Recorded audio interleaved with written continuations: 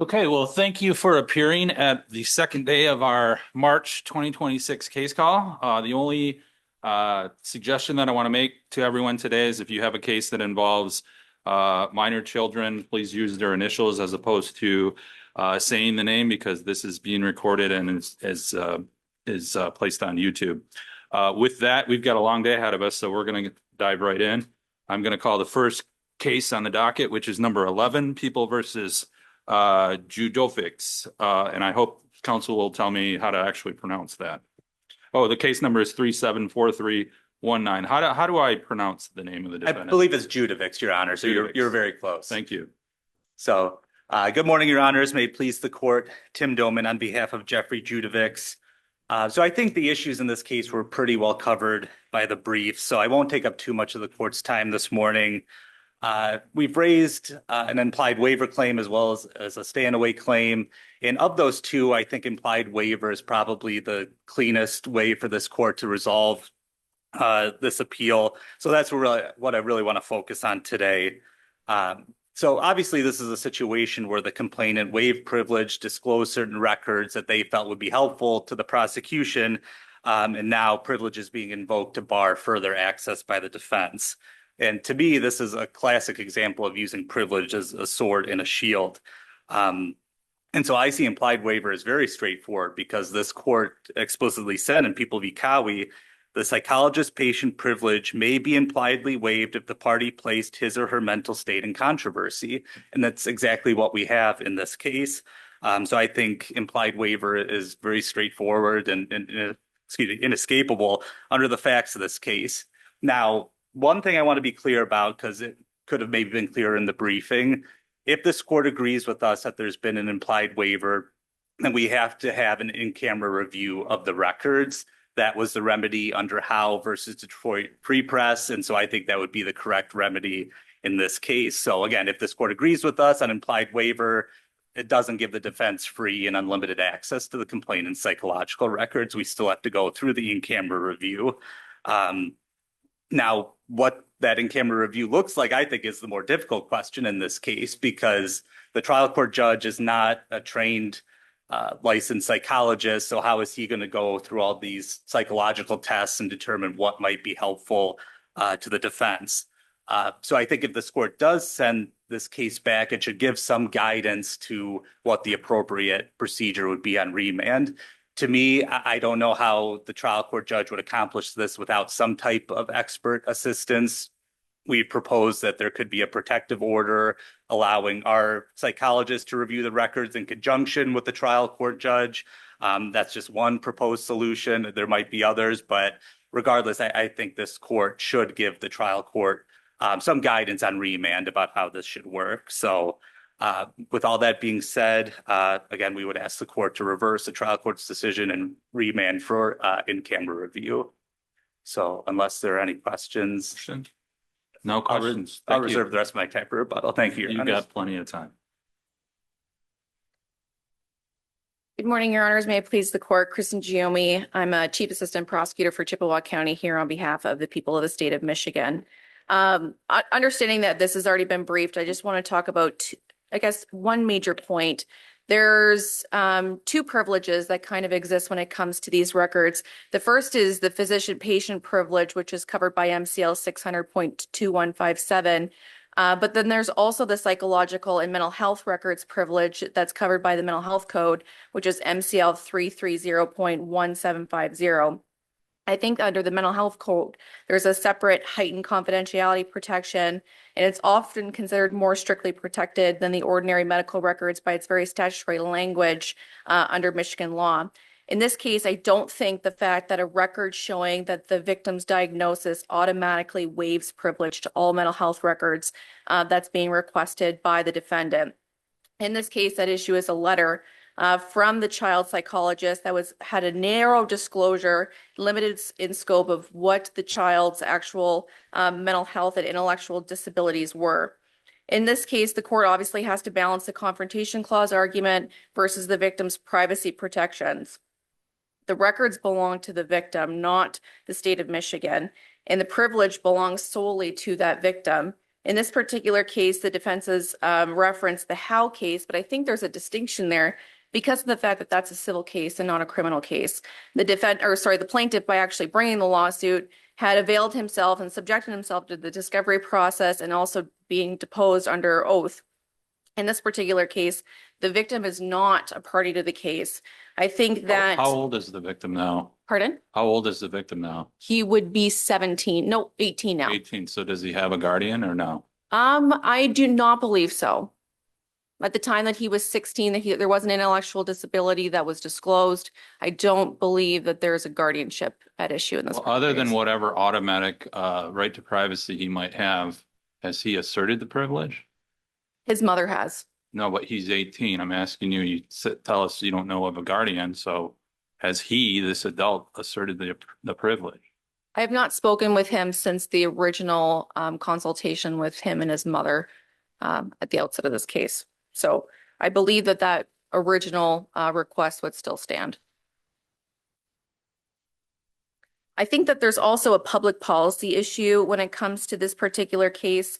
Allowing wholesale access would deter vulnerable victims from seeking therapy, undermine statutory confidentiality protections, and would essentially create a rule that vulnerable victims must surrender their mental health history to pursue justice.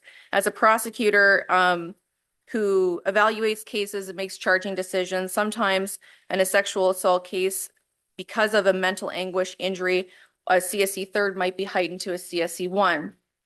And at that instance, would a domestic violence or a sexual assault victim have to then disclose the entirety of their records in order to support the mental anguish? That's not what the law requires. That's not what the elements require.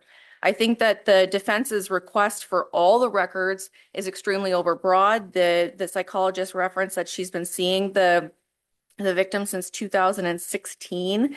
And I think that especially the therapeutic records would not be subject to disclosure, and I think would be at issue. In this particular case, the defense has made no specific showings of material exculpatory evidence. They are asking for records to challenge the diagnosis, but Pennsylvania versus Ritchie makes it clear that a defendant is not entitled to confidential records merely to search for impeachment material. Challenging a diagnosis is not the same as showing a reasonable probability that the records contain materially exculpatory evidence. So for those reasons, Your Honor, I believe the court did not abuse its discretion when it denied the motion for discovery. And furthermore, I would suggest that the defense does have an ability to at least discuss the diagnosis with the doctor if they were to file, let's say, a Dauber motion where the doctor would be called to testify to what she relied upon to render her diagnosis of the victim, and that they can obtain, I guess, additional information that way without subjecting the victim to having to disclose the entirety of their records. So with that being said, I would just answer any questions that the court has. No questions. Okay, thank you. Thank you. You have plenty of time, counsel. Thank you, Your Honor. Just very briefly. So the context here is that the prosecution wants to construct this argument that the complainant was functioning at an age younger than his actual age, and that he was uniquely susceptible to being groomed and abused by my client. And I think they're welcome to do that. That's their theory of the case. They can present evidence on that point. The flip side is that the defense needs some opportunity to be able to look at that, to challenge that, to potentially rebut it. And I think this idea that, well, we're just going to disclose all these records and it's going to discourage people from going to psychologists and therapists. Again, we're asking for an in-camera review. We're not asking for open, unfettered access to the records. Well, let's talk about that for a second. So I read your brief, but I didn't memorize it. So I know there are cases that talk about an in-camera review. Have you cited a case in your brief that provides the extra relief that you requested here today, which is that we provide guidance to the trial court as to what that in-camera review consists of? No, that would just be a practical facet of what I hope this court holds. See, there is under, I should say, under MCR 6.201, there's broad discretion for trial courts to fashion. Yeah, counsel, I think trial courts are very well fashioned on how to do in-camera reviews. And Sure. if we were to grant that, I think that that would be left up to the trial court. All right, I appreciate that. I just don't want to see this case coming back a second time. I would like it done right the first time. So again, I think in-camera review strikes the appropriate balance where we're not disclosing everything to the defense, but at the same time, it allows the defense an opportunity to scrutinize this in conjunction with all the rights that a criminal defendant has. So unless there are any further questions. No, thank you very much. Thank you, Your Honors. Well done, folks. Thank you. Okay, that case is submitted. We're moving on to case number 12 on the docket, 369988 People versus Watson.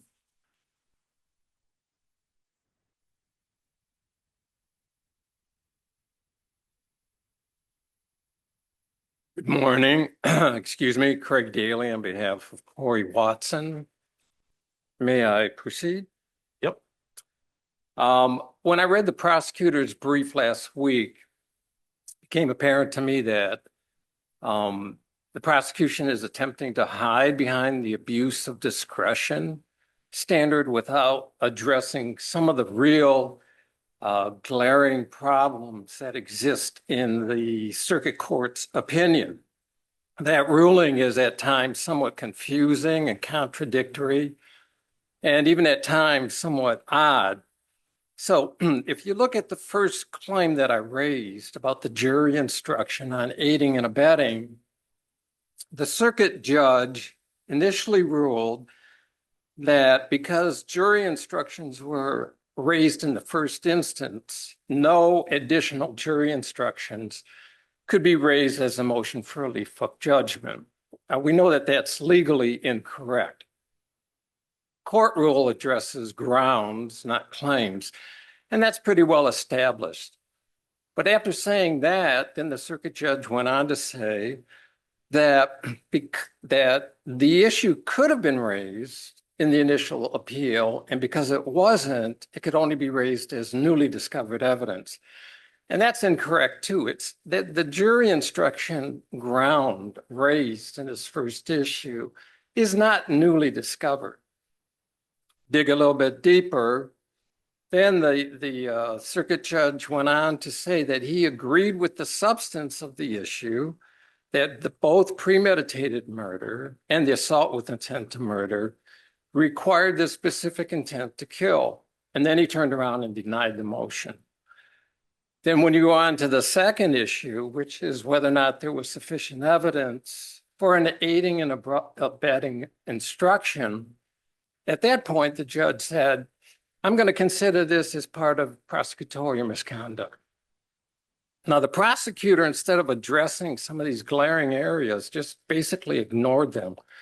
And it's not clear why they did that, other than they were probably of the position that they couldn't actually address it. So I think that's something that this court probably needs to address directly and struggle with.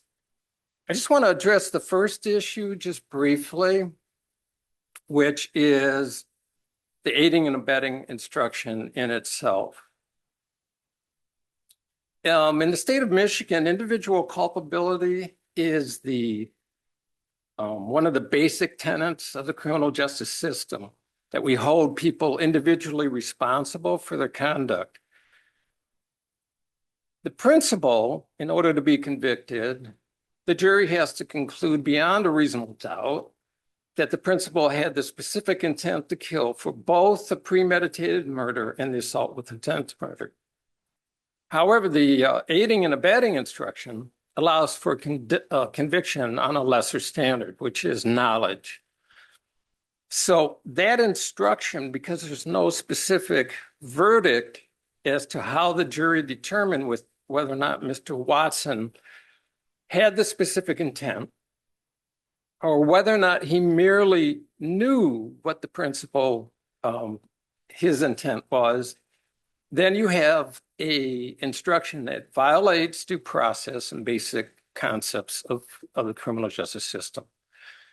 And in this particular case, the witnesses were all over the place about who did what. You have some witnesses saying that Mr. Watson was the shooter. You have some people saying he was there and didn't do anything. You have some people identifying another person as the shooter. And you even have some witnesses saying that the shooter had a mask on. So you have all this evidence all over the place, which explains why the prosecution at the end of the case asked for the jury instruction on aiding and abetting over objection. So that's the primary issue in this case. We've raised four other issues, and if the court has any questions, I'd be happy to answer them at this time. I think, doesn't the reason for that instruction really boils down to the testimony of Knighton, right? Essentially, he's arguing, or he's saying that he saw the defendant coming from one direction with shooting a handgun, and that there was AK-47 sounding fire coming from the opposite direction, such that he described it as an ambush. So Yes. how do you deal with that? Well, that's the conflict that I was addressing. Knighton said that somebody else had the AK-47 and actually gave the name of the person. So you're correct in that respect. So faced with Well, that, he gave the name, and then it turned out that was hearsay, I believe, right? In other words, he said the name of the person, then it turned out he hadn't actually seen. yeah, I don't recall specifically. But anyway, you're right. He Yes. did mention the name. The name of another person Yeah. as the shooter. So yeah, I think confronted with that, that's why the prosecution asked for that instruction. Are there any other questions? No. Okay, thank you very much. Thank you.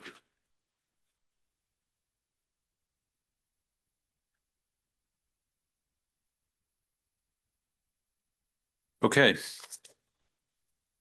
That case is submitted. We're moving on to number 13 on the docket, which is case number 374150, People versus Price.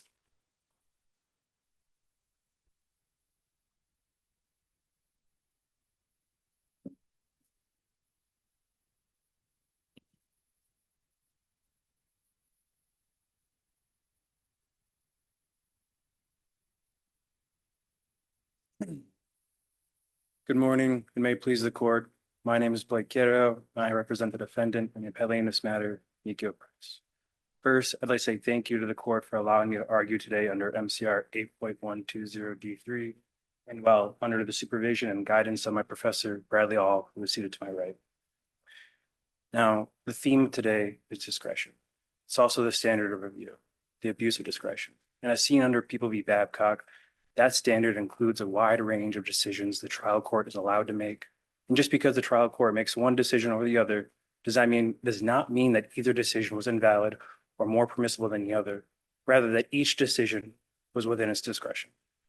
And along that theme, I'm not going to go over the entirety of the brief, but I'd like to emphasize one or two arguments. First, that the trial court did not abuse its discretion by barring Officer Fregoso's testimony. Because one, unlike what the prosecution argues, the safe harbor provision found in MCL 28609 Section 7 does not apply to 28609 Section 14. Section 7 is about an officer who's newly minted from the academy and begins their career before they're given their license. Whereas Section 14 has to deal with an officer whose license is inactive due to lapse, like Officer Fregoso's. And then second, the prosecution argues that Officer Fregoso had the color of law because of the de facto officer doctrine, yet this is also a misstatement of the law because Officer Fregoso is not a de facto officer. As seen in People v. Davis, the de facto officer doctrine usually applies to an elected official, like the special prosecutor in People v. Davis, and it has to deal with their enumerated powers and their position and their office. This does not apply to a line officer with an inactive license like Officer Fregoso. And lastly, to my first point, prosecution contradicts itself by arguing that Officer Fregoso did not use any law enforcement authority when he investigated and arrested MCOA Price. Yet, when we look at the facts, Your Honor. Wait, he didn't arrest him, did he? Wasn't one of the other officers arrested him? No, Your Honor, he did arrest MCOA Price. Where do you find that in the record? I believe if I recall correctly, I don't have it with me, but it should be in the transcripts. Yeah, he said that his colleagues arrested him, so they they got out of the vehicle. He allegedly had seen the defendant throw the gun, so he went to retrieve the gun, and he said that his colleagues detained and arrested the then suspect. Do I have that wrong? I'm not sure, Your Honor. However, to what the court has said, Officer Fregoso is the one who found the gun linked to MCOA Price and maintained the chain of custody. So regardless, Officer Fregoso, and the prosecution mentioned, was the prosecution's star witness. It admitted that its case relied entirely on Officer Fregoso. And when his testimony was barred by the trial court, it lost its case. Well, couldn't the trial court bar any evidence regarding the actual physical gun that was retrieved because he didn't have the license to tag it and send it to the police precinct, but otherwise allow him to testify about his observations? Yes, Your Honor, but that goes to my theme that it was within the court's discretion to bar his testimony entirely too. And just because the court decided to do this instead of your decision does not mean that either decision was impermissible or outside of its discretion. And leading to that point, Officer Fregoso did exercise law enforcement authority because he was in police uniform. He drove a police vehicle. He found the gun that was linked to MCOA Price and maintained the chain of custody. And he conducted a police investigation. The facts are Officer Fregoso was an officer in every sense of the way that day, except for his inactive license, which again means it was permissible for the trial court to bar his testimony. And this leads me to my second point today, that it was also permissible for the trial court to dismiss the case entirely. And we look at People v. Davis again, the trial court is allowed to dismiss the prosecution's case for insufficient evidence. And the fact that the prosecution was perhaps unable or unwilling to provide more evidence than its star witness, Officer Fregoso, shows there was insufficient evidence. And again, that was permissible for the trial court to dismiss the case entirely for insufficient evidence. Again, I'd like to thank the court, and I will stay for questions, but we respectfully request that this court reaffirm the trial court's decisions because they were within its discretion. Any questions? In this context, could you testify as a lay witness as to things that you observed with limitations that don't require you to be an officer, things that the officer observed just under 601? Yes, Your Honor. But then again, it goes to the discretion of the trial court because that officer is not a lay witness. And presumably, even if the trial court tried to, there is going to be some inherent bias and prejudice against the defense if the officer is allowed to testify, especially without his inactive license being brought into the trial court. This wasn't a preliminary examination. How does that factor in the timeline for this being not a motion after the presentation of evidence at trial? This is before trial, right? So It was actually the day of trial. This is when the trial court found that Officer Fregoso's license. before trial started. Yes. In fact, he was the only witness at the preliminary examination, right? As far as I recall, Your Honor, yes.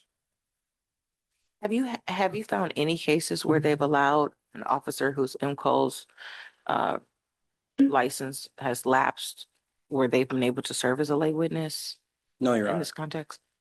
Did your office ever figure out what this case was from Branch County that the judge relied upon? No, Your Honor. We, as a clinic, did send multiple emails and phone calls, but weren't unable to contact their office.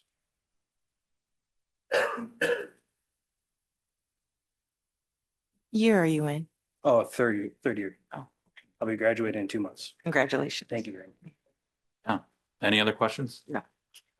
Thank you. Great job. No, I echo Judge Garrett's sentiments. Congratulations, and we wish you all the best in your career. And thank you for appearing here today and arguing before this court. Thank you. Thank you. That case is submitted. We're going to move on to. Are you good? Yeah. We're going to move on to the next case on the docket, which is number 14, People v. Gray, and that is 364 4589.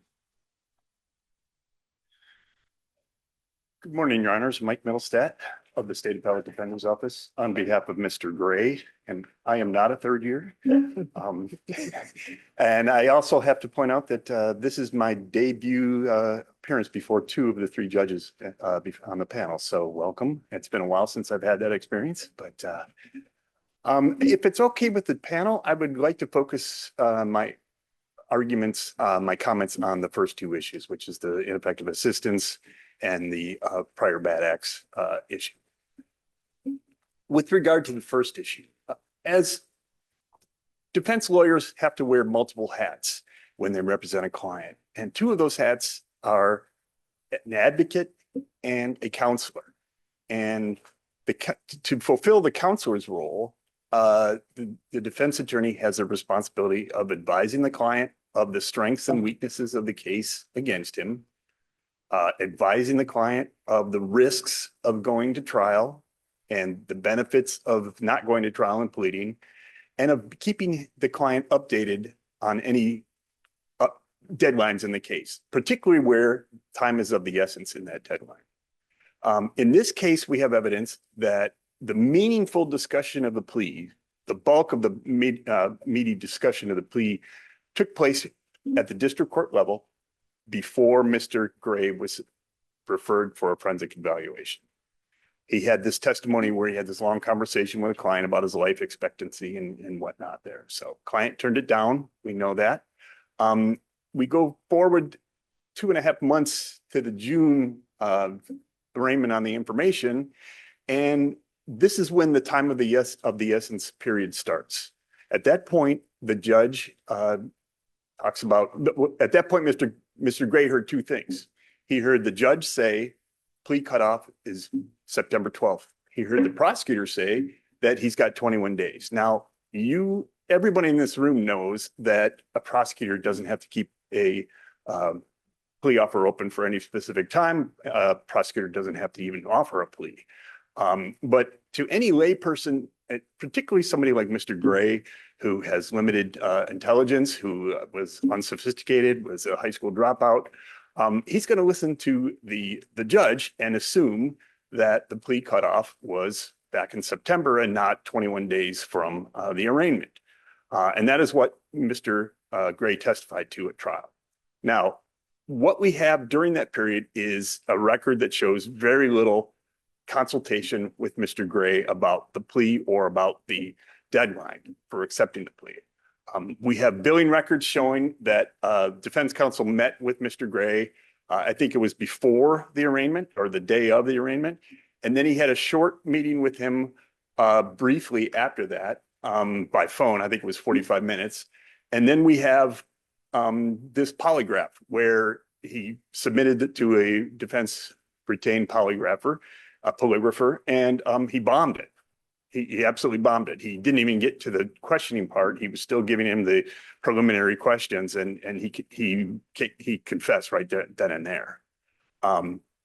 Counsel conceded that during this period in the buildup to, or I think the record would reflect that during the buildup to the trial, he was wearing the advocate hat. He was laser focused on preparing for the trial, getting the witnesses lined up, assessing the discovery and whatnot. What we don't have is any meaningful discussion during that period of the plea or the plea offer. No indication that he revisited the plea. No indication that he explained to Mr. Gray that he only had 3 weeks and not, till September to accept the plea. Counsel testified that it was his routine to go over the plea agreement with the client before every hearing. Well, we didn't have any hearings between the arraignment and the plea cutoff date. So his routine tells us that he didn't really have any kind of conversation about the plea. So with that said, Well, there was the discussion where, allegedly the day before the plea would have been due or cut off, let's say, he says to his attorney, well, more than likely I'm going to take the plea, but could you get him to give me a better deal? Yeah. And the lawyer says, no, I can't. And, we only have till tomorrow. So how is that not there's a lot of uncertainty in what that meant, but as the judge below made it clear, the key period was the 21 days after the arraignment. So he hadn't really until July 4th to accept this plea. By the time we got to the final conference, I think the prosecutor's deadline was off the table. So this was kind of a moot conversation. And Did he know that at the time? Where is there in the record that shows that he thought that at that time, I'm sorry, the defendant? who is he? He testified at trial that he thought, based on what the judge said at the arraignment, that he had until the final pretrial, and that he was thinking about it, he was contemplating it, et cetera, et cetera. And that in his meetings with the lawyer in the interim, most of the conversation focused on the trial itself. Trial counsel was wearing his advocate hat. So his question about the day before, whether he could take the plea or not is kind of moot, because I don't think he would have gotten a plea offer, any kind of plea offer, because the prosecutor said he only had 21 days. And Mr. Gray testified. I mean, how did you know that though? I mean, if he had said to his attorney then, yeah, I want to take the deal, and then the attorney goes to the prosecutor, I mean, how do you know what that discussion would have been like, what the result would have been? Well, we have the record. Isn't it just speculation? Well, we have the record of what the prosecutor said, and we have the record of what the judge said. And the judge said 21 days was how long the client had to consider the offer. So now, prejudice. I understand that there's going to be a lot of talk about Mr. Gray's maintaining his innocence to his attorney and to the trial. Well, I would just refer the court to a couple things. There's the Byrd versus Skipper case, and there's the Smith case out of the Sixth Circuit. And those cases say it is not unusual for a defendant to maintain his innocence, either because he has not come to grips with the fact or because he wants to leverage his bargaining power. He keep that up until the last minute. So while a defendant maintaining his innocence is one factor in determining prejudice, it is not the only factor. He didn't really completely maintain his innocence anyway, did he? I mean, the polygraph examiner is an agent of his attorney. Yes. And he confessed to the polygraph examiner. Yes. And at that point, I would contend. Now, I'm not advocating for a rule that says that if you don't twist your client's arm on a plea, then it's ineffective. But at that point, his duty as the counselor compels him to update the client on developments in the case. And when your client bombs on a polygraph, I think it's incumbent upon the defense attorney to say, hey, look, your chances of getting convicted are extremely high here. You should consider the plea. And he didn't do that. He was, again, laser focused on preparing for trial. He said Mr. Gray continued to profess his innocence, but he did say, that was an example of how we would perform on the stand if he took the stand and testified. If he broke down in 5 minutes with the polygrapher, there was a good chance he was going to do so on cross-examination from the prosecutor there. One other thing about his profession of his innocence claims with regard to the prejudice prong of the ineffective assistance of counsel claim there. I would refer the court, and I apologize that at the lateness of this. Yesterday, I filed a transcript that I thought was already part of the record from March 22nd of 2022. And that is when he waived his right to a preliminary examination, and the plea offer that was discussed was put on the record. And that plea offer, in reciting the plea offer, the prosecutor said he has an opportunity to plead guilty or no contest. Now, no contest is not an Elford plea, but it certainly doesn't mean that you have to perjure yourself, as the defense attorney said, when you plead. So he doesn't have to say a word. All he's got to do is about the factual basis.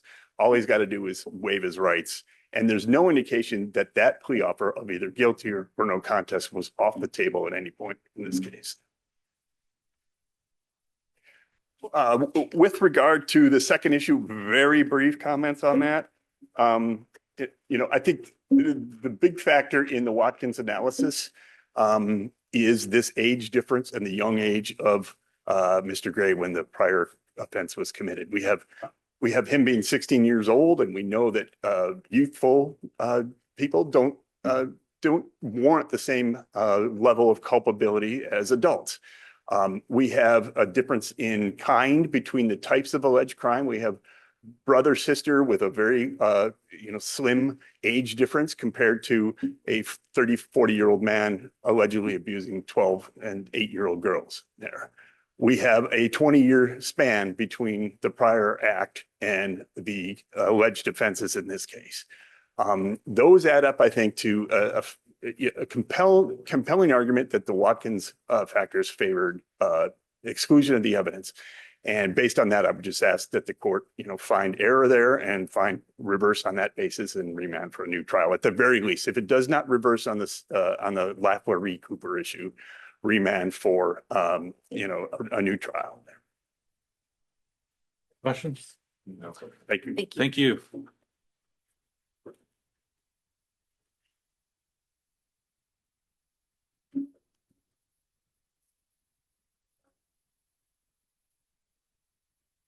Morning, Your Honors. Nick Johnson, Assistant Attorney General, on behalf of the people appellee in Huron County. I'm standing in for my colleague today, Monica Wilson, who authored the brief. So I will just limit my argument to just a couple of responsive points to defense counsel. First, Before you do that, can you address something that counsel just said? He eventually said after he sends this gentleman for a polygraph examination and he confesses to the polygraph examiner, at that point, effective assistance would have involved him having a discussion with the defendant where he explains, hey, you need to take this plea. Your chances at trial are very poor. So what's your response to that? sure. So it's difficult because as I see it, and counsel indicated that the 21-day period after the, I think it was the June 12th arraignment where the prosecution first lays out that the plea offer out, and counsel says, well, it's a 21-day that 21-day period is essential. And as I read the record on the Gither hearing on page 18 and 19, he did have a discussion with his client, with Mr. Gray, about accepting the plea offer, and Mr. Gray said no, and then that's what caused the prosecution to seek that life without parole enhancement. So I think counsel, really the opportunities presented themselves throughout the record where counsel approached defendant, and each time defendant said, I'm not taking this plea offer, I'm going to go forward with trial. And then as Judge Wallace, as you noted as well, the day before the plea cutoff on the 12th of September, he simply just wanted a better deal. I mean, he asked, counsel was like, I can't do anything better than 25-man mid, and he still wanted better than that, and he rejected it at that point. So I think the record is replete with instances where defendant has maintained his innocence, and to his counsel indicating that he would not accept the plea offer. And I think it's critical too.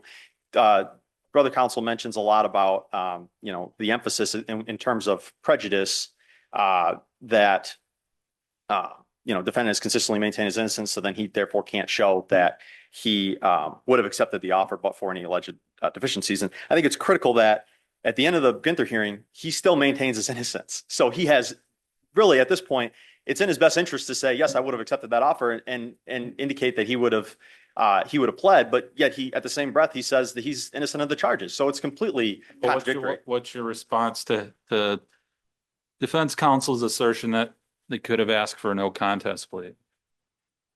Then he could have continued to maintain his innocence. It's a fair point, Judge, but I still don't see anywhere where he's communicated to counsel that he would have accepted this offer.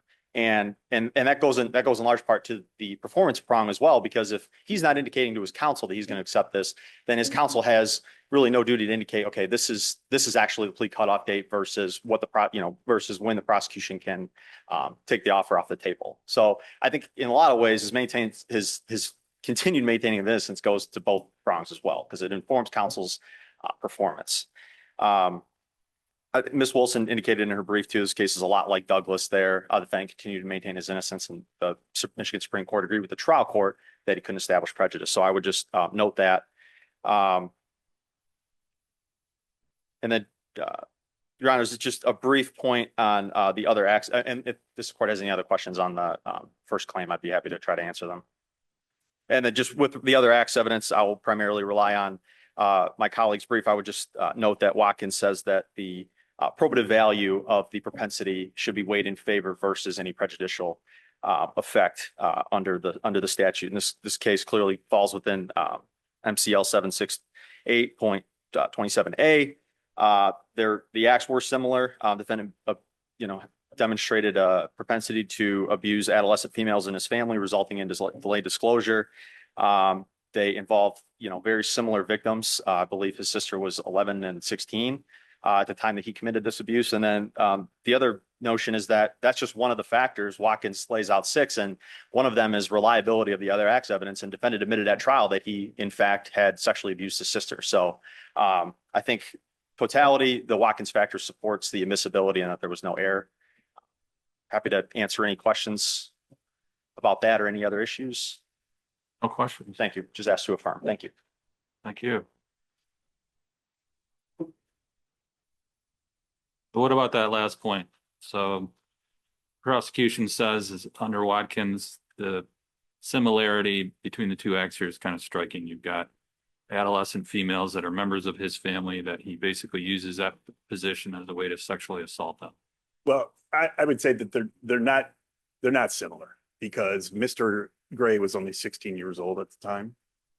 He was not the head of a household. He was not in charge of his sister. He was a sibling on far more of an equal footing than what was alleged by the complainants in this case. So that's dissimilar. The age of the perpetrator is dissimilar. A grown man versus a 16-year-old. The propensity, it is assumed that you have to weigh propensity inference in favor of admission. These factors lower the propensity inference of the case because we know that youthful offenders change. We know that a crime committed as a youth is not necessarily indicative of propensity. So I think that undercuts any claim that this was relevant for propensity purposes. That combined with the similarity, I just disagree wholly that those were similar in any way, shape, or form, other than it was a youthful victim and sex. There was only one instance. His sister on the stand talked about a range, but then she clarified and crossed that it was one time. So that's an argument, but I'm not so sure it's clear. Yeah. Well, I mean, we have what the record is, and the record is she testified and crossed it. It was one time. So that's all I got. Now, as to the first issue, I think I heard counsel right. If I misheard him, I'm wrong. But he indicated that once the client declined the plea offer and made it clear back in March that he was not going to plead, that the defense attorney did not have to advise him of a deadline. That's just not what an attorney, you don't just assume that, nothing's going to change, that the client's mind is going to change. And nonetheless, you still have a duty to advise the client of time-sensitive deadlines. That's just basic, effective assistance of counsel there. So counsel refers to a conversation that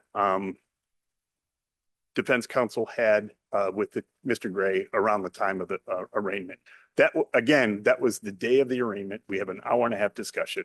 I can assume and admit that Mr. Gray likely said he wasn't going to take the plea at that time, but what we don't have is much of anything occurring after the arraignment, and we certainly don't have evidence to rebut Mr. Gray's testimony that he did not know what the deadline was. Any questions? Okay, thank you. Thank you. Thank you both. That matter is submitted. We are going to move on to our next case on the docket, which is number 15. Case number is 375010 SWB versus KJP. We have one person endorsed.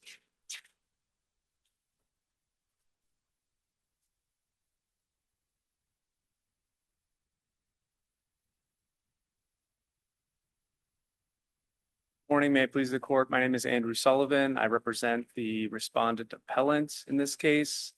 And we are here because the Washtenaw Circuit Court erroneously entered a personal protection order against my client.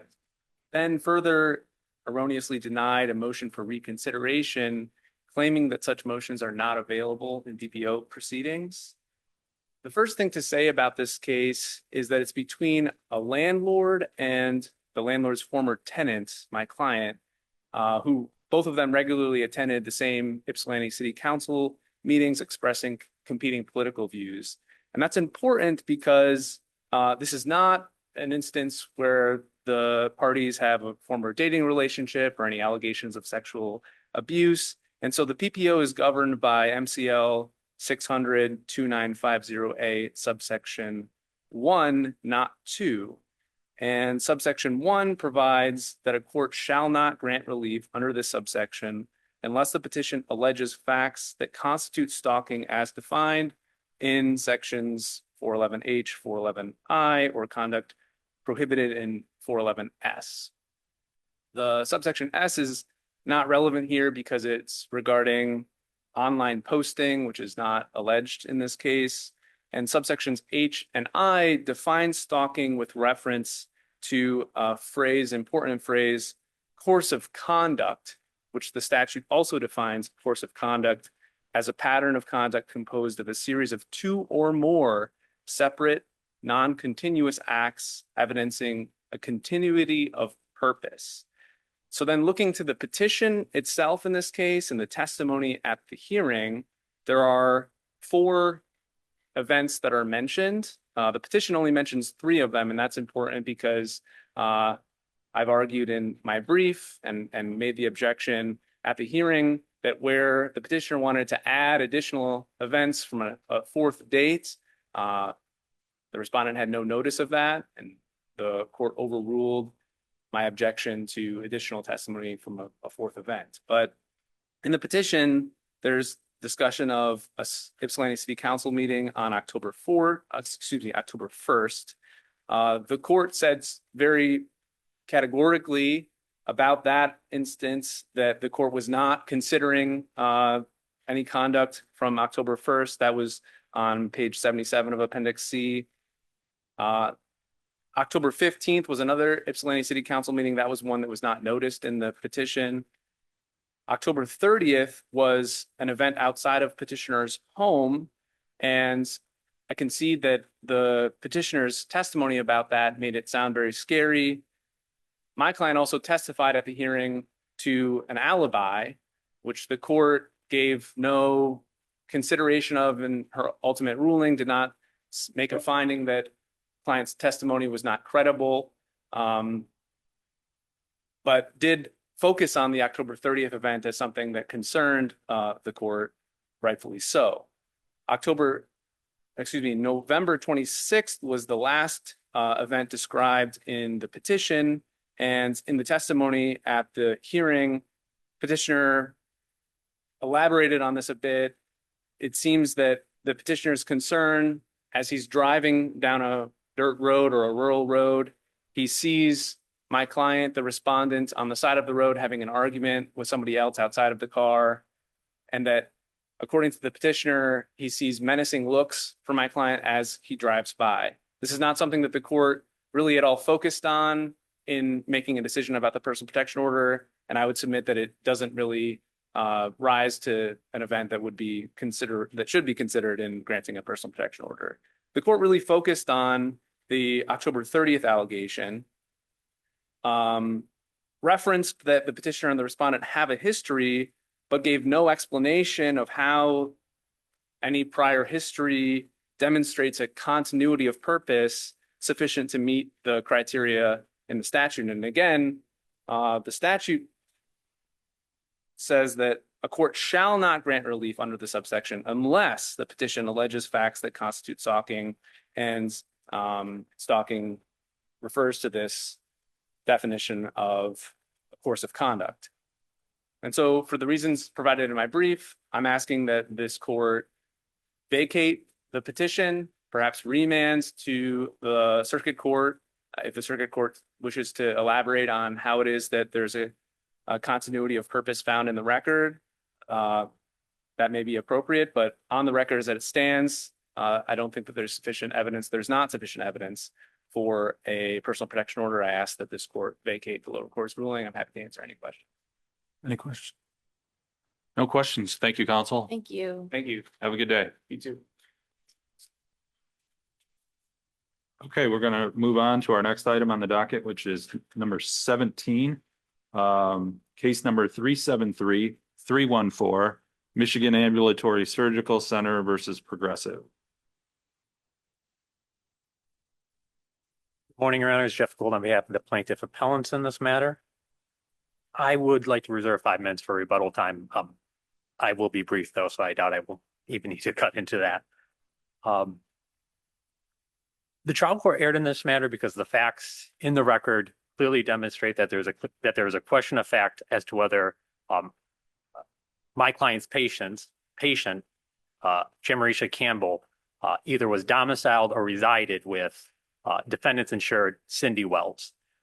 I think it's clear from the record that we know that the trial court made an error because the only way that it could come to its conclusion was to disregard the testimony of Ms. Campbell as well as the documentary evidence. And that's what the court specifically stated it was doing, in fact, when it stated at oral arguments that nothing other than your client's self-serving testimony. So they disregarded Ms. Campbell's testimony, adopted Ms. Wells' testimony, and found that they were not domiciled together on the date of the accident. This court has been very clear that on motions for summary disposition, when there's conflicting evidence or conflicting testimony, that's an issue for the trier of fact to reside, not for the court to step in, weigh credibility, choose one person over the other, or say, I believe this individual, I don't believe that individual. If you put that to the side and just look at the record and look at the testimony, both from Ms. Campbell and Ms. Wells. In her examination under oath, Ms. Campbell testified that she was residing at the Leanne address with Ms. Wells. The police report likewise indicated that Ms. Campbell's address was the same address listed on the policy address for Ms. Wells.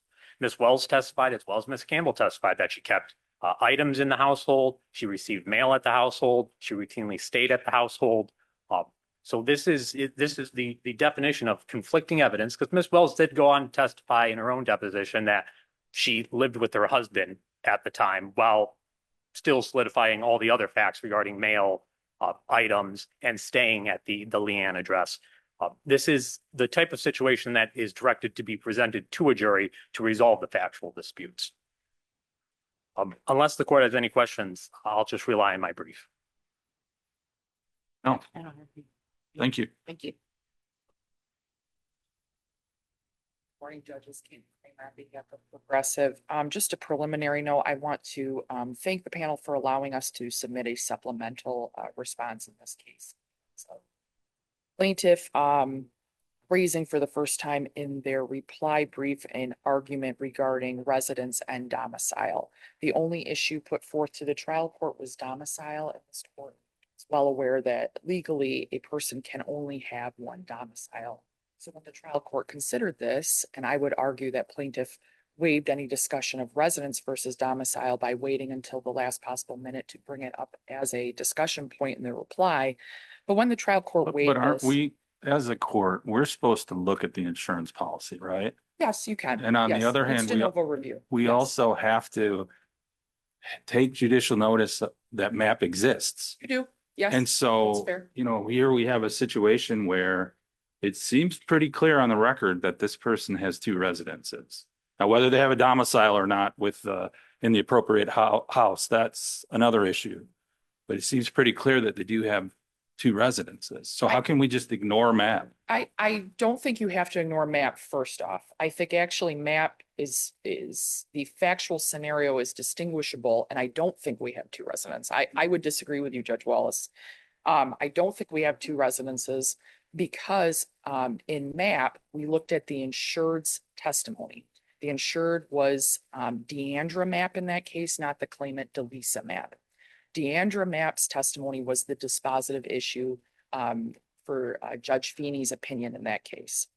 And Judge Feeney stated that it has to be more than a mere transitory presence or transient presence, excuse me, to be a residence. Mrs. Wells in this case is the insured. So her testimony should be the dispositive factor. And she says, I live with my husband. I do not live with my daughter. She terminates her lease. That's different than MAP. She stops paying rent. She relinquishes a bedroom. That's all different than MAP. In MAP, Deandra testified that she would go back and forth. There was far more of a relationship there. It was her parents' home. I'm similar. I might stay the night overnight at my mom and dad's once in a while if I go back home to Frankenmuth, but it's not frequent. I wouldn't consider that my residence. I have a son and a husband in Bloomfield Hills. I don't have keys to their house. Those are all factors in MAP that were dispositive. She still had keys. She had extensive belongings. She would go there regularly. In this, A room? she had a room. In this case, Mrs. Wells gave up her room, moved in with her husband, and testified, I live with my husband. That's totally different than Miss Mapp, who said, I go back and forth. So even if you apply MAP, and I don't want to suggest that you completely ignore MAP. I know you can take judicial notice of it, but even if you apply MAP and look at it, it is different. There is not a two residence question here. And to the argument that the trial court ignored Miss Campbell's testimony totally, I don't think they did. If you look at plaintiff's appendix, Bates number 20, that is Judge Fonce's opinion on reconsideration, and she looked at the consistencies between their two testimonies. Both Campbell and Wells testified that Wells would stay at both the Birmingham home and the Redford home. While Campbell testified that Wells was living at the Redford home, she also testified that Wells went back and forth between the two homes. This is consistent with Wells' testimony that she would sometimes stay at the Redford home. So she agreed that yes, there is some consistency that she might have gone back and forth. But she then turned to Mrs. Wells' affirmative statement, no, I live with my husband. And again, under MAP, we look at the insured. Deandra Mapp's testimony was dispositive there. Mrs. Wells' testimony should be dispositive there because it is the intent of the insured that we look at domicile. And under MAP for residents as well. So even if you apply MAP, Progressive's victory here before the trial court should be affirmed. Unless there are any questions, I would rely on those briefs since they are extensive in this case. Again, thank you for allowing us to submit that. You. Thank you. Any questions? No? Okay, thank you.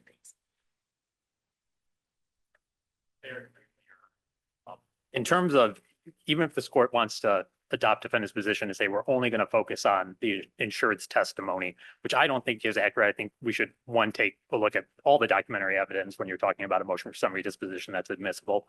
But if we just look at what Miss Wells has here, I mean, Miss Wells testifies that she kept multiple shoes, purses, toothbrush, or as she puts it, everything at the Leanne address where Miss Campbell's living. Her driver's license that she produces in her deposition that's applicable at the time lists the Leanne address, not the Birmingham address. The policy that she takes out, she lists the Leanne address, not the Birmingham address. So I have to agree with you, Judge Walls. I think it's very clear from the record, we at minimum have two residencies. And I believe there's a question of fact as to the domicile. Well, what's your response to her point about the room? So she says in MAP, the party at issue there had a room at the other residence, at both residences, I should say. Yep. And I admit that there's not a specific room for Miss Wells at the address. However, she testified, as well as Miss Campbell testified, that she stayed over there regularly, and Miss Campbell testified that she stayed over there more often than even at the Birmingham address. So yes, there is one point of difference, but I don't think that MAP or any of our precedences require us to put on a straitjacket that says, well, if it's not one for one identical to these facts, then it doesn't apply.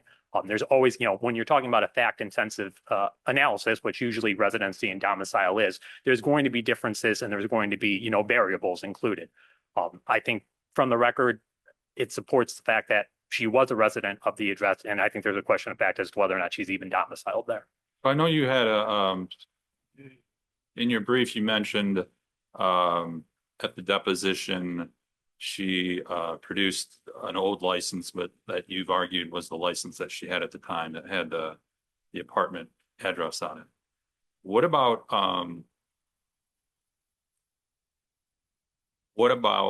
mail? What did she say? Where was she getting mail at the time? So Miss Wells, the insurer, testified that she received mail at the Leanne address, as did Miss Campbell testify that she received mail. I don't believe it was specific to say I received all my mail there, but it's documented that she did receive mail at the Leanne address. Did she say she got mail at the other address as well? That I am not aware of. Okay. But she, even in terms of the lease itself, she testified that she helped financially at the address, even though that she had taken herself off the lease. How do you reconcile her testimony that the Birmingham address was her resident, that's where she lived? Well, I think I can address it. I can speculate, you know, what I believe she's meaning there. But I think to answer that question, right, that's exactly what the jury is supposed to figure out. What does she mean by this when all these other factors exist? How I take it is how, you know, anyone who's married probably considers themselves, regardless of the facts. You know, there's some people who go through, you know, and Ms. Campbell testified that she stayed over here because they had issues. There's a lot of people who are married or in relationships. They might have issues with their spouse. They might leave. They might leave for extended periods of time. But if you ask them, are you married? Even if they're separated, they say, yeah, that's my spouse. That's where I live.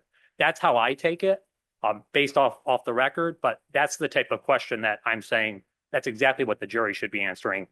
It's not for the court to speculate. Well, she said this. We can disregard all the, you know, we got to put these facts to the side. When there's that conflict there, that's for the jury to figure out. Thank you. Thank you, Your Honors. Okay, we're going to take a break. We shall return. Thank you.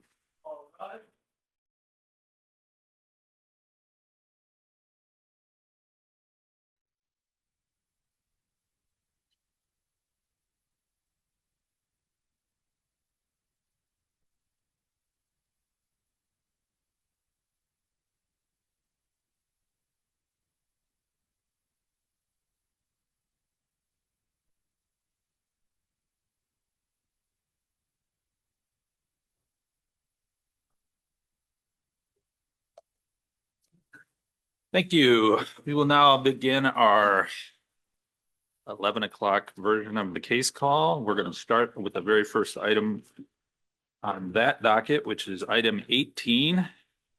Case number is 372-831.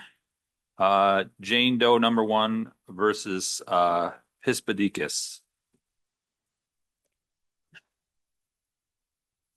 Morning, Your Honors. Morning. Drew Broadus for the defendant appellant. We're here on leave granted from the denial of our motion for summary disposition based on arbitration. Plaintiffs have made, I think, 4 or 5 arguments about why this should be subject to arbitration. I think the case really boils down to the ending forced arbitration in Sexual Assault Cases Act of 2021. And whether that extends to what I believe is completely intrastate commerce. Chiropractor doesn't prescribe drugs. And that's really the issue. And I think it's pretty clear the trial court didn't get this correct. I understand that doesn't win, but it's still, I think this requires some attention from the court that our trial judge really seemed to think the EFAA was simply just a standard statute. Assault cases, and it's not. It's an amendment to the Federal Arbitration Act, which means there's got to be Congress. Not unbounded. The Lopez case confirmed that, and that argument's really not been addressed, at least not by the trial court. Plaintiffs addressed it on appeal, citing a 1942 Supreme Court case that talked about that in my reply, that's really kind of been whittled down. It's been reined in by Lopez more recently, and also that particular case was kind of exigencies, so it's described in the law. Depression of World War II. Was there any Supreme Court case where the court has indicated that 1942 case is no longer good law? It hasn't expressly been thrown out, no, but it's certainly been bounded by Lopez, which talked about areas that are traditionally subject to state authority. In that case, it was handgun regulation. And chiropractors are, you know, very much regulated by state law. That's where they get their licenses. They're subject to the statute that says they don't prescribe drugs, for example, which is cited in my reply, which is also an indication that they don't have the same connection to interstate commerce that state physician, where they're not ordering drugs from other states. We've got a lot of cases out there on the FAA, and I think I need to comment on that because you can get a little confusing, but the cases that have been cited for the most part either have a contract that expressly adopts the FAA, or the party asserting that it was subject to the statute was the one invoking arbitration and submitted documentary evidence that, yes, my business is in interstate commerce, because the case law before this amendment pretty much deals with the party asserting arbitrability being the one that's trying to latch onto federal law, not the other way around. This case is kind of flip-flop where the party opposing arbitrability is the one saying it's subject to federal law. So when you read those cases, it makes a little bit more sense when you remember, when you think that in mind, that you've got a record that maybe doesn't exist here.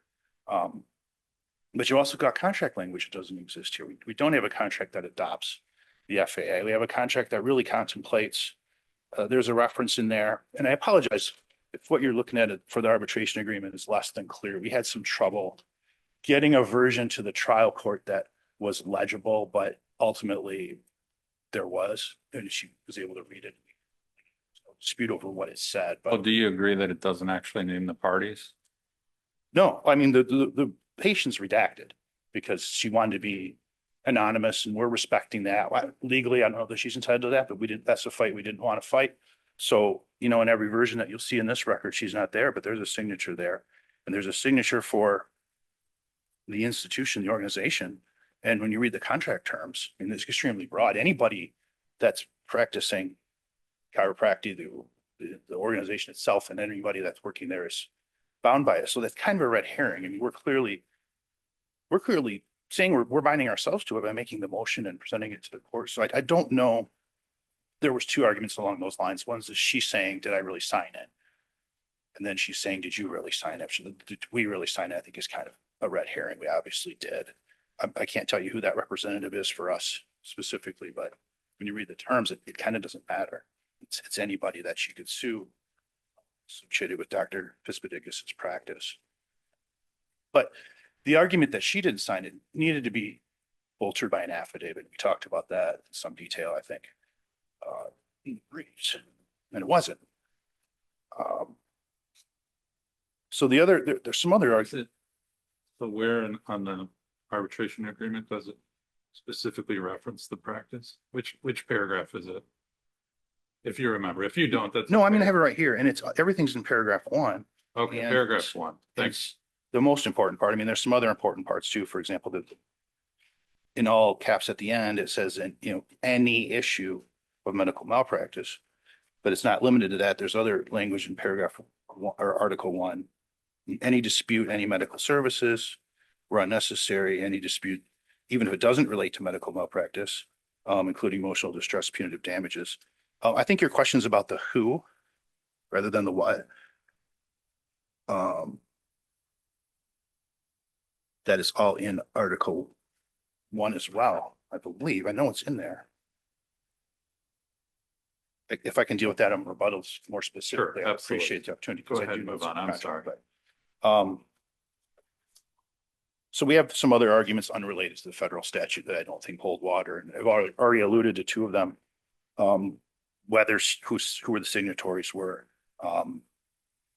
The idea that there was some surprise of the scope of the agreement. First of all, that presupposes she read it to be surprised, but Michigan law assumes that when you sign an agreement, you read and understood it. It uses unambiguous terms, any dispute of any kind. And then the public policy, that's a little bit more sticky, I think, but ultimately that turns on the federal statute. We just had the Lichon case 2021, and the Supreme Court did not identify a public policy against arbitration in this context. What they did say is that this public policy of the state favors arbitration. In that particular case, there wasn't arbitration because the terms, the agreement didn't extend to the allegations. It was an employment agreement, and they were not related to employment. And that's the outcome there, but there's nothing other than this federal statute, and federal statutes don't always reflect state public policy. And you've seen examples of that. Immigration law, marijuana law. The fact that this has been codified by the U.S. Congress doesn't change what the U.S. Supreme Court, what the state Supreme Court articulated just 5 years ago. And start with other questions. I'd like to No. have some time for rebuttal. Yes, you have plenty of time. Thank you.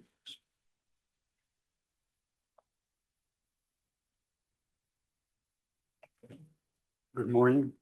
Mark Ranzaro on behalf of the plaintiff appellee.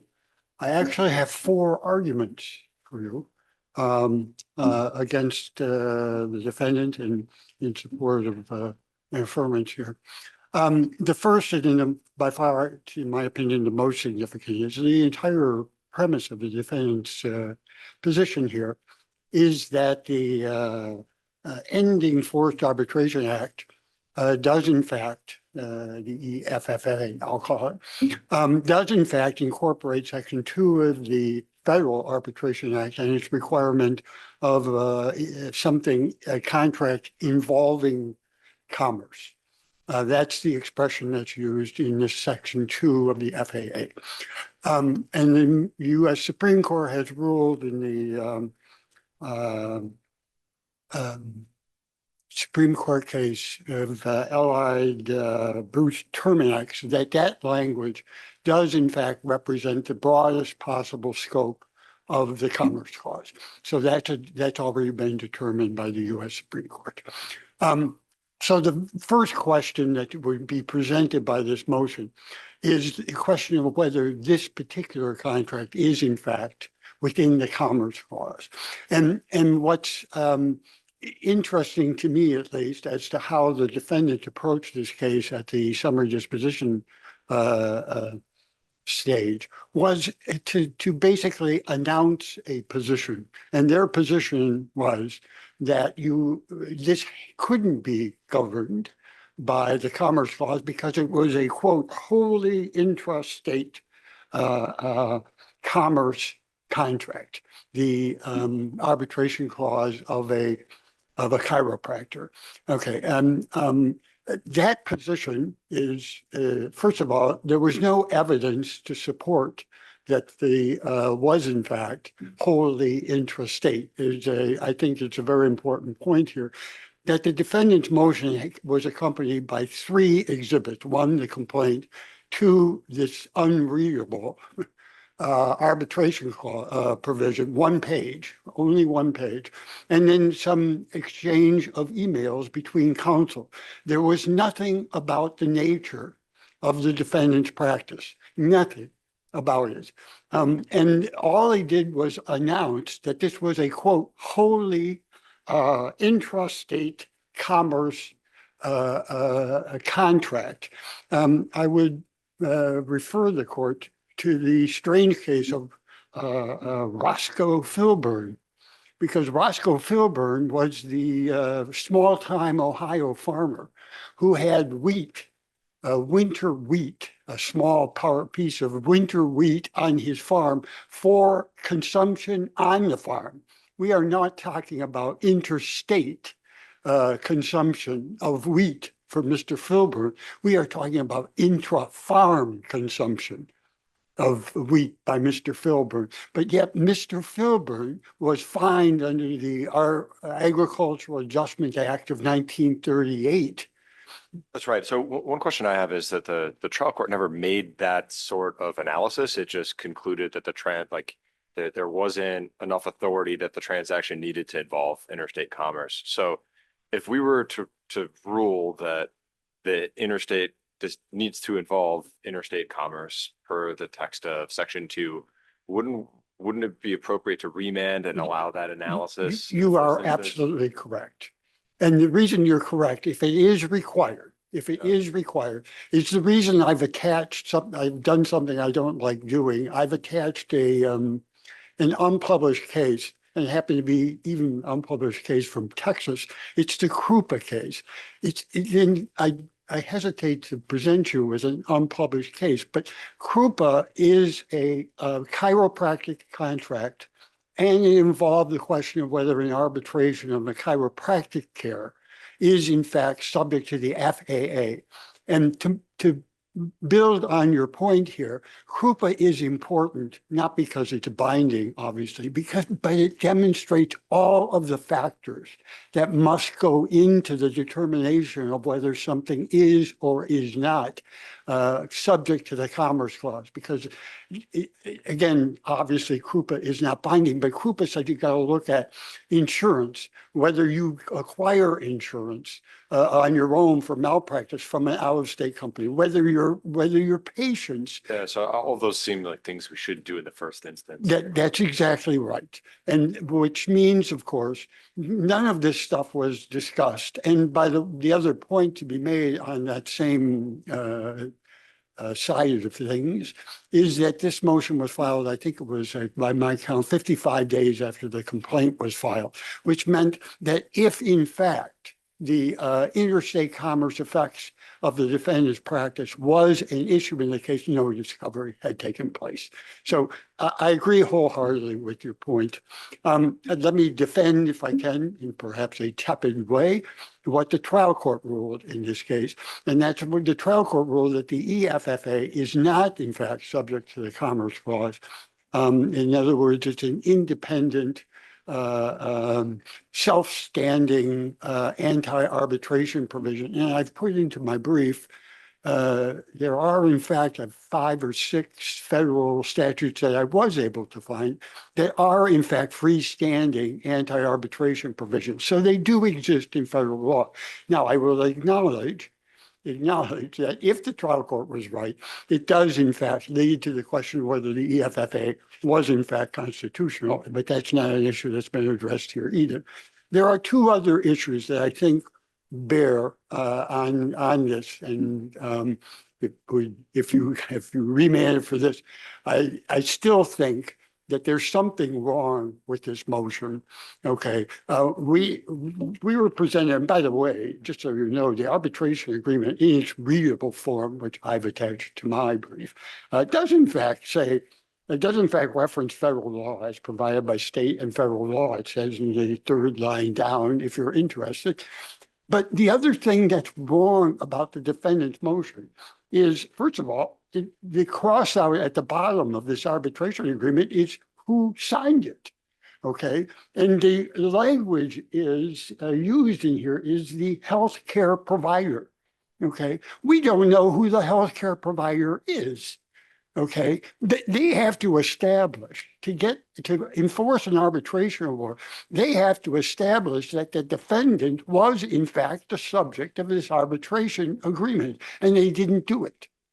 All they did was produce one piece of paper, which in its original form was completely unreadable. And it has reference to a healthcare provider, but no definition of who the healthcare provider is. And obviously, in light of that omission, no indication of whether the defendant in this case is in fact the healthcare provider. There's something wrong with this motion. It was filed very early, and it's one piece of paper where the most important term in it, at least in terms of its coverage, is not defined. But there's a final issue in this case, and that is, if this is governed by Michigan law, there is in fact a Michigan statute. If they're right, and this case is in fact governed by Michigan law, then there is a Michigan statute, it's MCL 691.1686, which says that arbitration agreements are enforceable unless law or public policy preclude the enforcement. And what's very interesting is this court has in at least 2 cases that I've found. As you probably know, the Supreme Court has developed limitations on public policy defeating contractual obligations. The Carrion case, I think, is the best example of that. In Carrion, the Supreme Court said you can't just let judges decide public policy. There has to be an objective corpus of law behind this public policy determination. And one of the things they talked about is Constitution, statutes, or court decisions. Now, the question becomes, can a federal statute be, in fact, the basis for a public policy determination? In other words, if the EFFA does not apply here, okay, does Michigan law enforce the EFFA under its public policy provision? And there are 2 cases, I disagree with Mr. Burroughs on this, there are 2 cases that I was able to find, that both of which from this court, Garavaglia and Lewandowski, both. EFA, I need to settle this. If the EFA applies, then that would invalidate the arbitration clause. Correct. If it doesn't apply, we would kind of just go with standard law, but then we have public policy to perhaps not get that. I would think that probably should also be in the first instance something a trial court looks at as well, though. Well, if it goes back down, it goes back down, obviously, but you, I mean, this is an argument that is going to be decided at some point.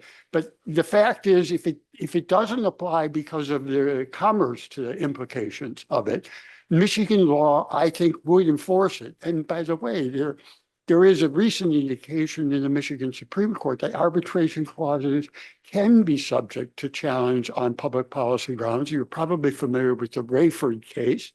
That's the case in which the shortened statute of limitations in the employment setting was struck down by the Supreme Court. But you probably are also aware that at the same time the Rayford case was argued, it was argued with another case, Sazerland, which had to do with the same sort of contract, an enforced employment setting, differing from here, obviously.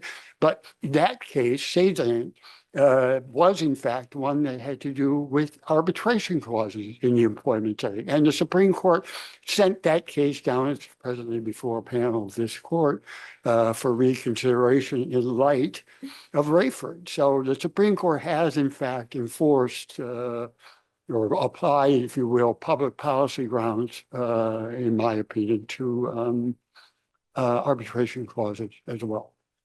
Any questions? Thank you. Thank you. So does your client accept Medicare and Medicaid? We don't have that in the record. They have to go outside the. What, record. do you know? I don't know. I don't know. And you know, that's, we alluded to. Can we send it back and find that out? We could, but here's the weird thing about this case is they were the ones claiming it's subject to the federal statute.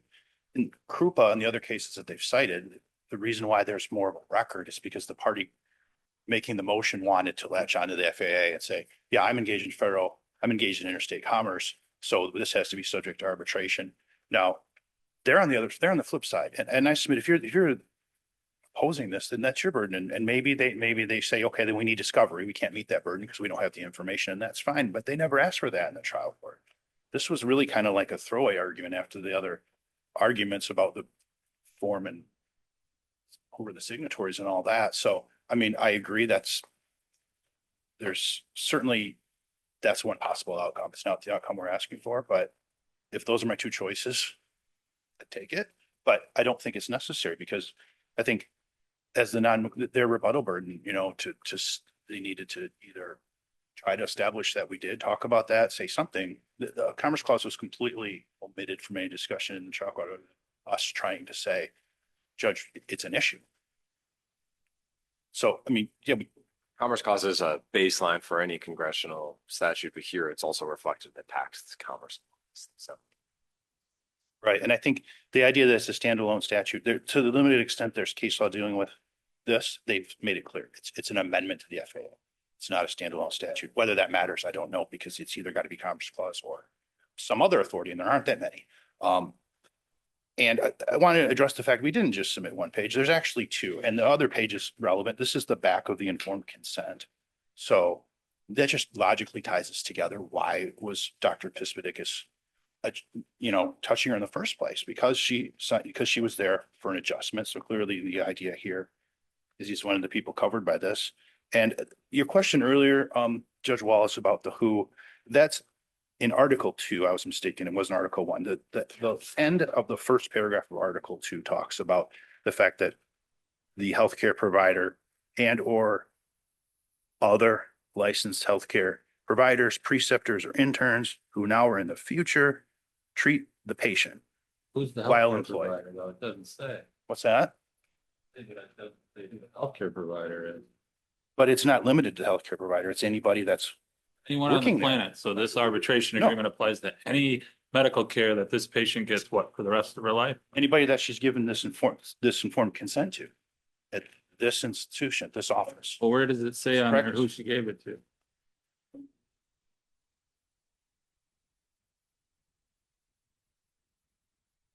It's established on the other side, the informed consent.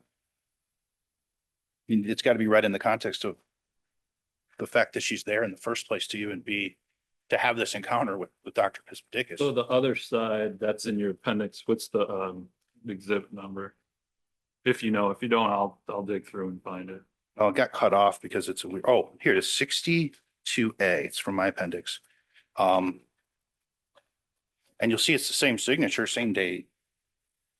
And this is who, this is what she's doing there. This explains, it makes sense of why she's there, why she's in the room to have this encounter in the first place that led to the claim.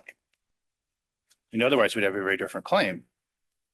It wouldn't be against, wouldn't be against Medicare, DBA spinal recovery, for example. It would just be against Dr. Spedix if this was some kind of it's out there in the world and not as part of treatment.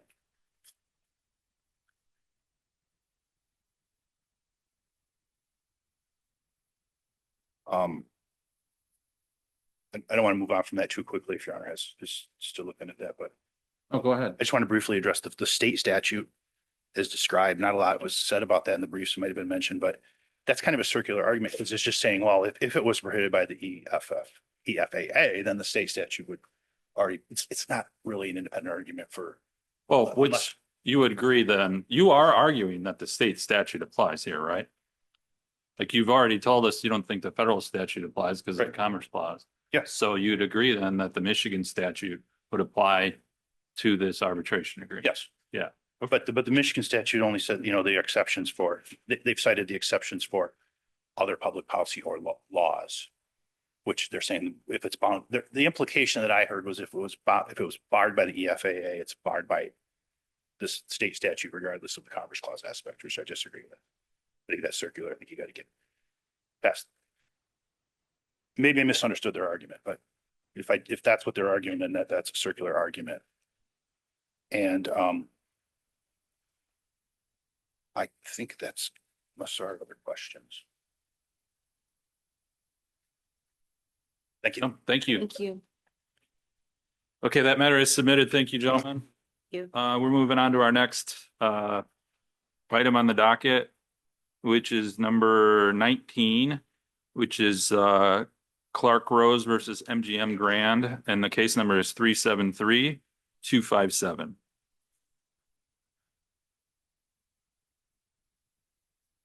Got remote oral argument.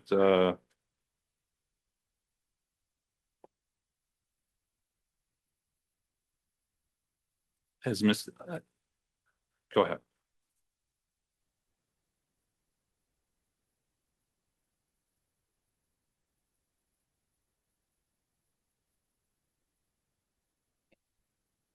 Sorry, I was looking around for opposing counsel. He's right there. Good morning, brother counsel. Good morning, brother counsel. Good morning, your honors. May it please the honorable court. Dory Rick Martin appear on behalf of the appellant and plaintiff in this matter. The court reviews legal issues on a de novo standard. This appeal is directly based upon the legal error made by the trial court. This error is exposed by defendant's failure to support or to submit admissible documentary evidence to support its motion for summary disposition. The record shows that all of the exhibits are dependent upon the business record exception to the rule prohibiting out-of-court assertions, out-of-court statements, hearsay.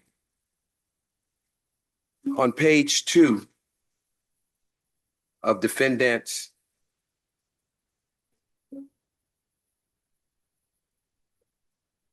reply brief in the trial court, defendant specifically states, under the Michigan rules of evidence, there is a hearsay exception for, quote, business records, close quote. And it cites the case People versus Jambor. And then it goes on to state the rule. Your honors, none of the exhibits outlined in this appeal by the plaintiff and in the trial court, none of those exhibits are admissible under the business records exceptions. and more importantly, defendant in the court below made no argument to establish the admissibility of those records. Because a motion for summary disposition seeks the elimination of a jury trial, it must be properly supported under the court rule, and the court rule makes that clear. In this case, it was not properly supported. On that basis, the trial court was required, as a matter of law, to deny the motion on plaintiff's claims. Your Honor, I would like to entertain any questions. Otherwise, I will save time for rebuttal. You've got plenty of time. No questions. Thank you. And just so, how much time do I have approximately? You've got about 25 minutes. All right, I won't go over. Yeah, yeah. Okay, thank you.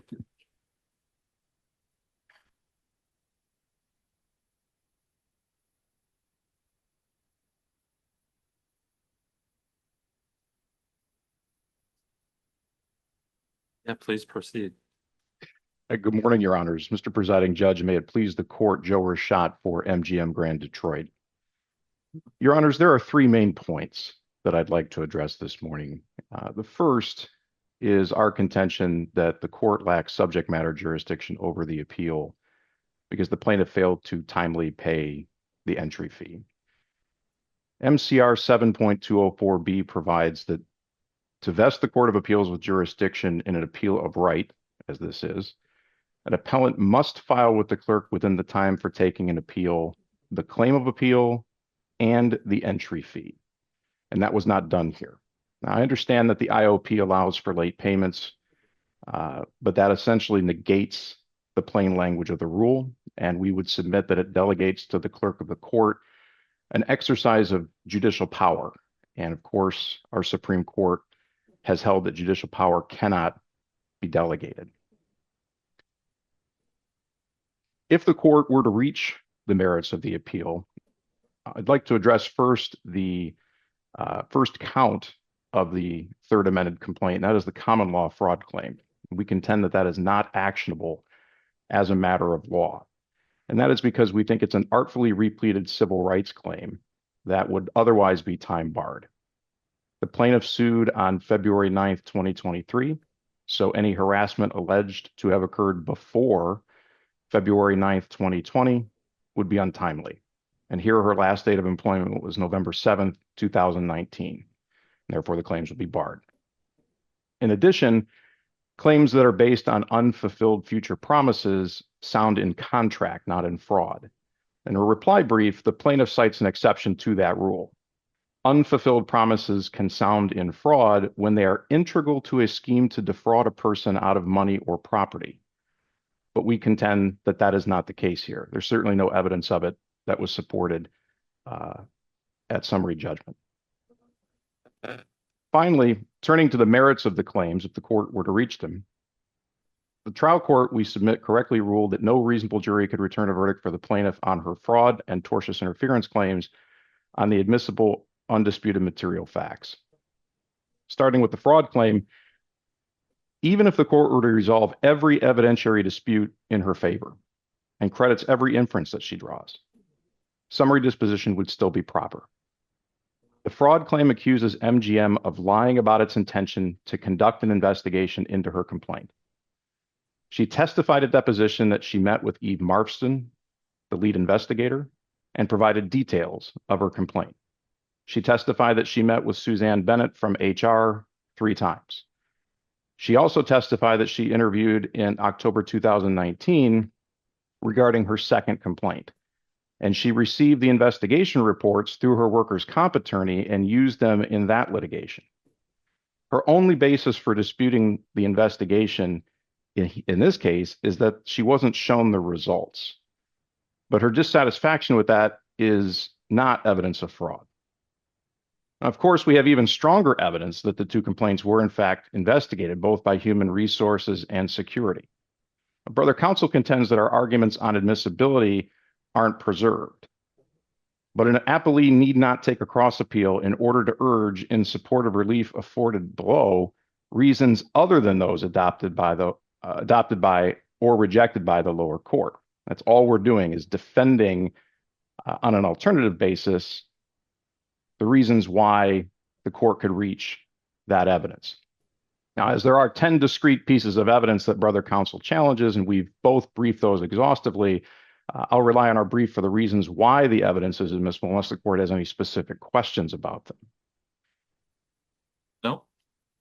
Regarding tortious interference, the plaintiff has offered no admissible evidence to prove that anyone at MGM interfered with her employment relationship at Zeal Credit Union, which is where she went after leaving MGM. She has no personal knowledge of the alleged statement that forms the basis of the claim, and the person that she says the statement was made to denies under oath ever speaking with anyone at MGM. So she has no evidence that the statement was actually made. And that isn't the only problem either. There's no genuine issue material fact on causation. Zeal terminated the plaintiff for poor performance after an unsuccessful PIP period. Zeal's personnel file documents her poor performance. So in short, you've got a witness denying the alleged phone call under oath. You've got 7 months of documented performance failures starting in her first month on the job. And that is the independent cause of her termination. So for those reasons, Your Honor, we submit that the trial court reached the right result, and we ask the court to affirm. Thank you. Mr. Martin?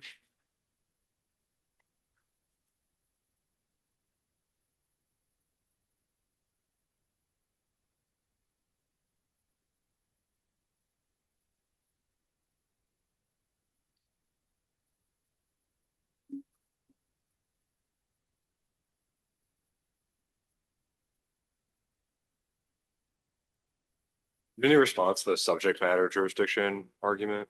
Yes, and I think the court denied. They filed a motion to dismiss based on subject matter jurisdiction because of the claim of appeal. The entry fee was not timely filed. I believe that was denied by the court. We filed a response to that. I believe it was denied.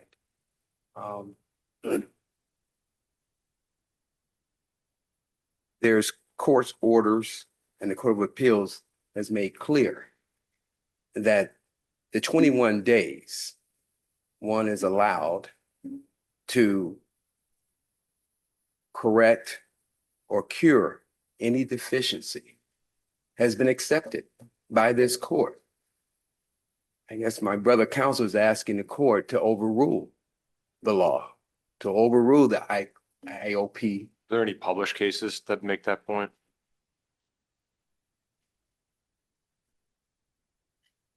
Well, yes. I don't.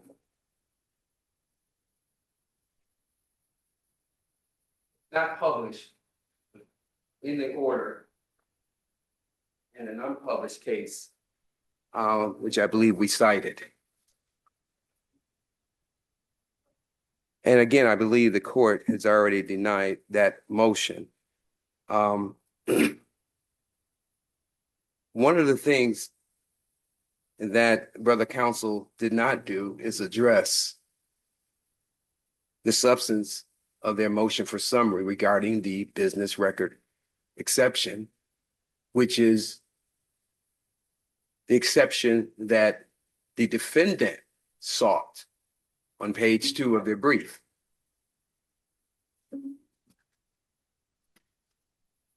But the defendant did not submit any testimony from any witnesses for the admissibility of those records or to show that the business record exception applied. None. So respectfully, plaintiff's position to the court is either the motion was properly supported under the court rules or it was not. The defendant, in its reply brief in the trial court below, had an opportunity to make the same arguments defendant is making now regarding the basis for the admission of the exhibits. No argument was made below. None. There's a waiver doctrine that says any arguments not made below are waived. Now, there are plenty published cases on that. Arguments not made below, whether it's defendant or the plaintiff, are waived. All the arguments in defendant's brief on appeal that defendant asked the court, do you want me to go into that? All those arguments were not made below. None of them for any one of the exhibits. Did they have the opportunity?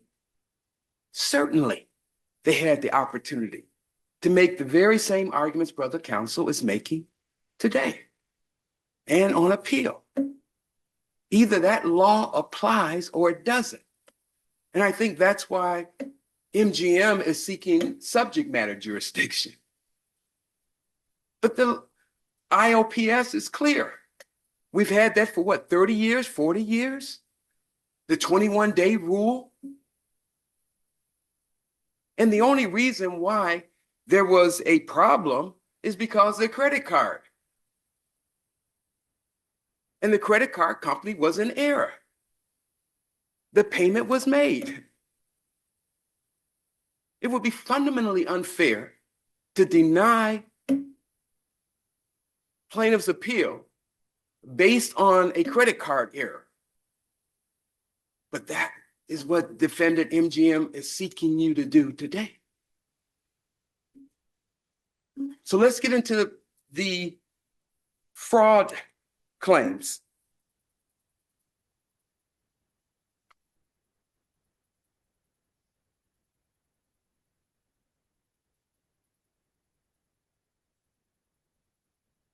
Count one, fraudulent misrepresentation. The plaintiff specifically alleges that Kimberly Dan, who has never testified in this case, no deposition, no affidavit, Suzanne Bennett, no deposition testimony to support the motion, no affidavit. Plaintiffs specifically testify, and it's in the third amended complaint, as brother counsel referenced.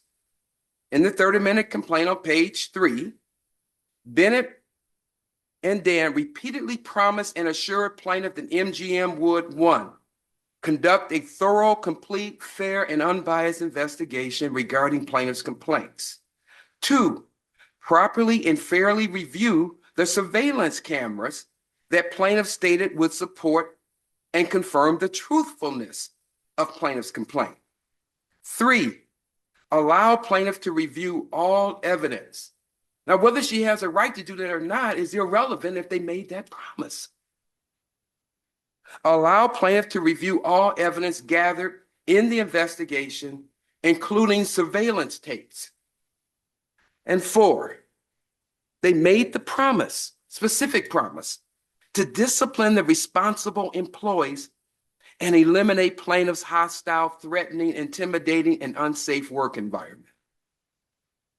We allege at number 11 that the above representations were false, and defendant MGM knew they were false at the time they were made, and knew that their managerial agents and representatives had no intention.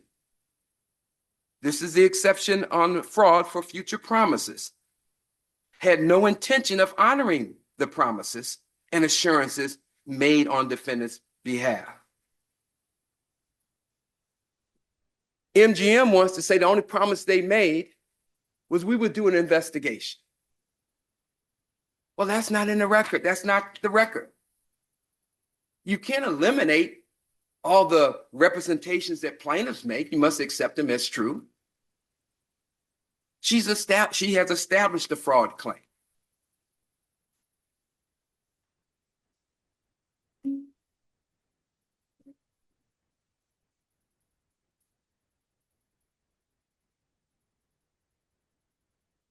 Fellow counsel says that property, it must be based on some property or lost wages. Well, yeah. She was constructively discharged. Job, that's employment, it's property. Yeah, but hasn't the statute of limitations run on any constructive discharge claim? No, because the fraud claim is based on 6 years. So the question is, what damages did she suffer? You're saying that because they allegedly committed fraud, she was not able to bring her constructive discharge claim within the requisite 3 years.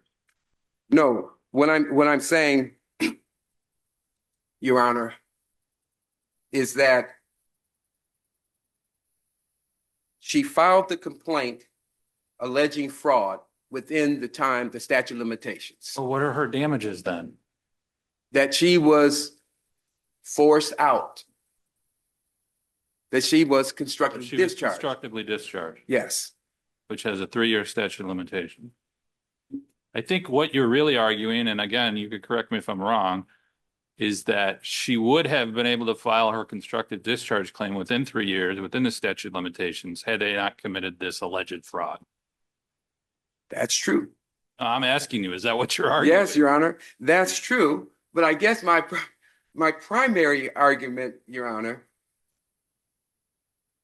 is that the motion is not properly supported.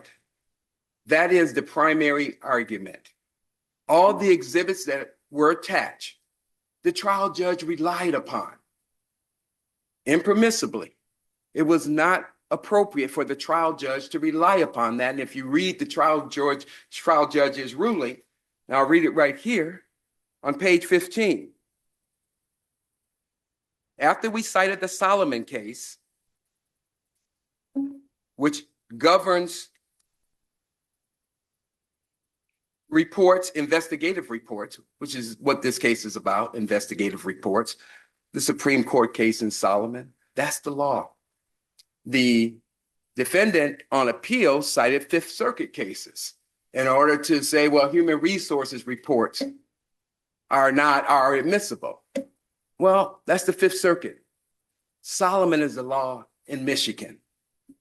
And Solomon makes clear, it was an investigative report. It makes clear that investigative reports, which is what we have here, are not admissible under the business records exception for good reason. Solomon says because such reports are dripping with the motivation to misrepresent. We know that here because they're using those reports in this particular case.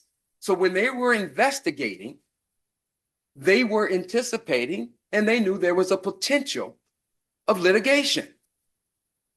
Now, this case is the other point I want to make, because one may wonder, well, why would they fraudulently induce her to stay?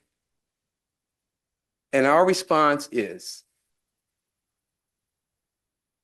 when she made complaints about the harassment, being followed home and things of that nature, when she made those complaints, had she left then, and I think that's what you're getting on, presiding Judge Wallace, had she left then, she would have a claim and they would not be able to raise a defense. We investigated. That is their primary defense right now, is that we investigated if we get to the merits of the case. So what they did, they misled her to stay, promising we're going to do all these things. Made promises they knew they weren't going to keep. We're going to let you review the surveillance tapes, because she said that way I could point out what they're saying, who said what, this is the person that followed me home, things of that nature. She relied upon those promises and she stayed. She had 20 years invested at MGM doing cage work. No one should have to go through that. She wanted to stay. It's a union job, benefits she will be able to get. So there's good reasons why she accepted their promises because she wanted to keep her job. She wanted to stay. What did they do? They did not conduct a fair, complete, and full investigation, as she testified to, and as the record shows, if you read her declaration, which is admissible, there's nothing countering her depositions, Your Honors. Nothing. I think the court should keep in mind there's not one affidavit from the defendants, not one from any of the people who investigated. That is rank hearsay. And then those same individuals are saying this person A said this person B said that, this person said this. So we have replete, multiple hearsay. Did the trial court rely upon that? Yes. Page 15, the court.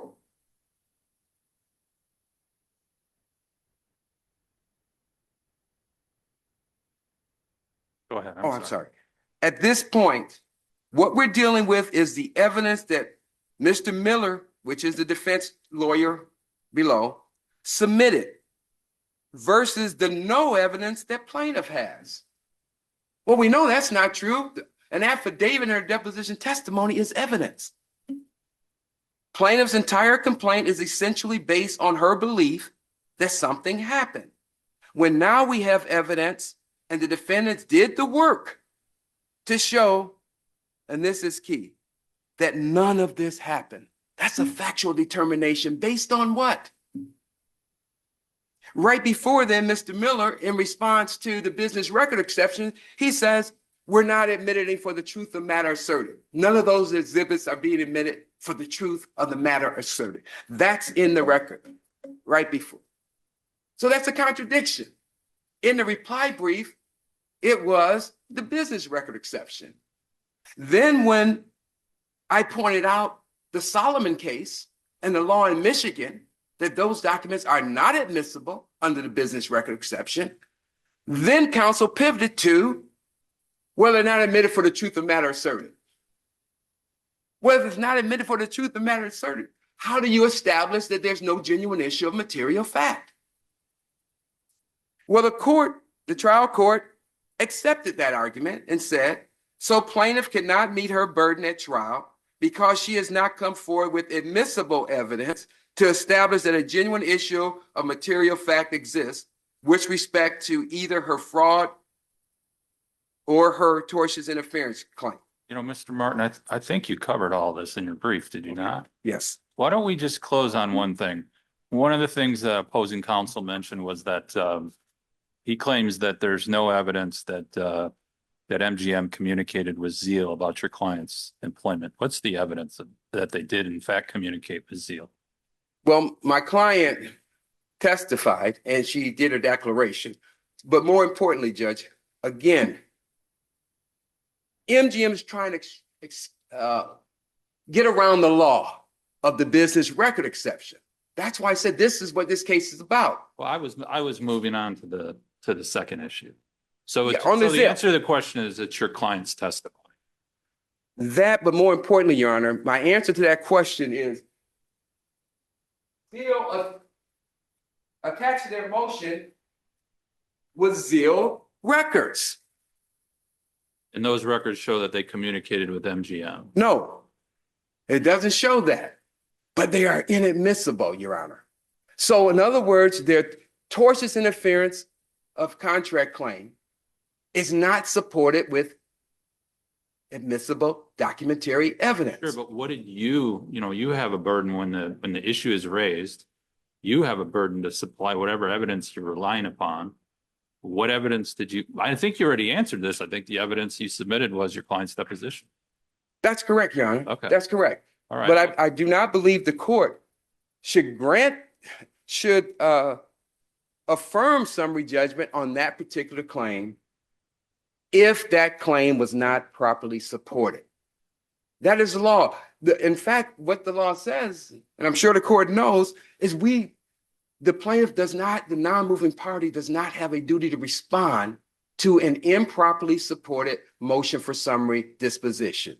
So the only issue right now, our position before the court, is those exhibits do not fall within any hearsay exception. Therefore, the motion was improperly supported and should be denied. Okay, thank you. Thank you. All right, that matter is submitted. Thank you, gentlemen. We're moving on to our next item on the docket, which is number 20. Case number is 371-201, JH versus TI.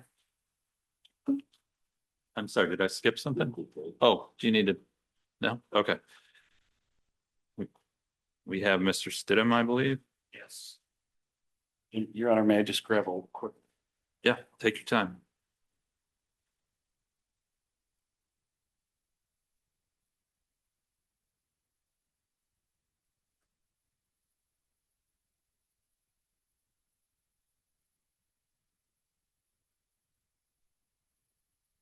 I proceed, Judge. Please do. May it please the court, Thomas Stidham appearing on behalf of the respondent appellant TI. And for the remainder of this argument, obviously will be referring to my client as TI. I know that the court has considered the parties' briefs and submissions and our exhibits. And so I'm just going to highlight a few of what I think are the most salient facts that the court ought to give a little extra emphasis. The first being, there is no basis for the trial court to conclude, and we submitted obviously in the brief, that the trial court clearly erred in determining that this, and in using the October 17th, 2023 incident as some kind of basis, as one of the non-continuous acts to which comprises stalking or even harassment in this case. And when you just go back and look at what was said about the October 17th, 2023 incident, even by the petitioner himself, JH, the petitioner merely stated that as he was walking, my client, TI, passed him on two separate occasions that day, and they had some discussion. The petitioner, JH, alleges that my client yelled at him, is what he says, about the fact that his dog bit her son. There's no physical contact between the two of them. There's no other specific allegations of any kind of tests, of any kind of statements or conduct made by my client, TI, which would cause a reasonable person to feel terrorized or create mental distress in this person. And the judge, the trial judge, did not really identify anything in the record, which makes obviously our argument somewhat more difficult as to what facts he was relying on to conclude that this October 17th, 2023 incident was somehow constitute stalking or could constitute stalking or even harassment. And for those reasons, I just want to highlight that on that specific day and time, and this is really the petitioner's testimony, is at pages 17 and 18 of the transcript. There's no specific allegation or statement that my client did anything other than confront him about his dog biting my client's or ripping my client's pants, son's pants. And that's the extent of it. How the trial court could conclude that this incident somehow caused a reasonable person to feel threatened or terrorized, he didn't say. And it was just a simple, it's unsupported by the record, by any statement or conduct in the record. Moreover, as a result of that situation, or that was even in the findings of the trial court, he merely says that the plaintiff or the petitioner rather, JH, met its burden of proof with respect to the October 17th, 2023 incident, as well as the subsequent incident in April 24. And that's all the court says. I want to turn also to the the April 2024 video or the evidence, what was admitted as the petitioner's Exhibit 1. And this is the incident itself. I'm sure the court's had opportunity to review it, but there's just 2 points I want to make about this. Number one, or first, with respect to the video, I think a fair characterization of this video shows that it reflects that JH, the petitioner, was the actual aggressor. He was the person that pursued my client, as I'll explain in a second, and was certainly the antagonizer. This entire incident starts when one watches the video. He starts recording, my client really isn't even near him. She's far away with her son, and they're coming towards him, but they're not even in close proximity. For whatever reason, he begins recording. And then after the parties, my client doesn't directly talk to the petitioner at the inception of this incident. Instead, what she says is to a third party that watch out for this gentleman's dog is dangerous, or he's a mean dog, I think is what she says. And as the parties exchange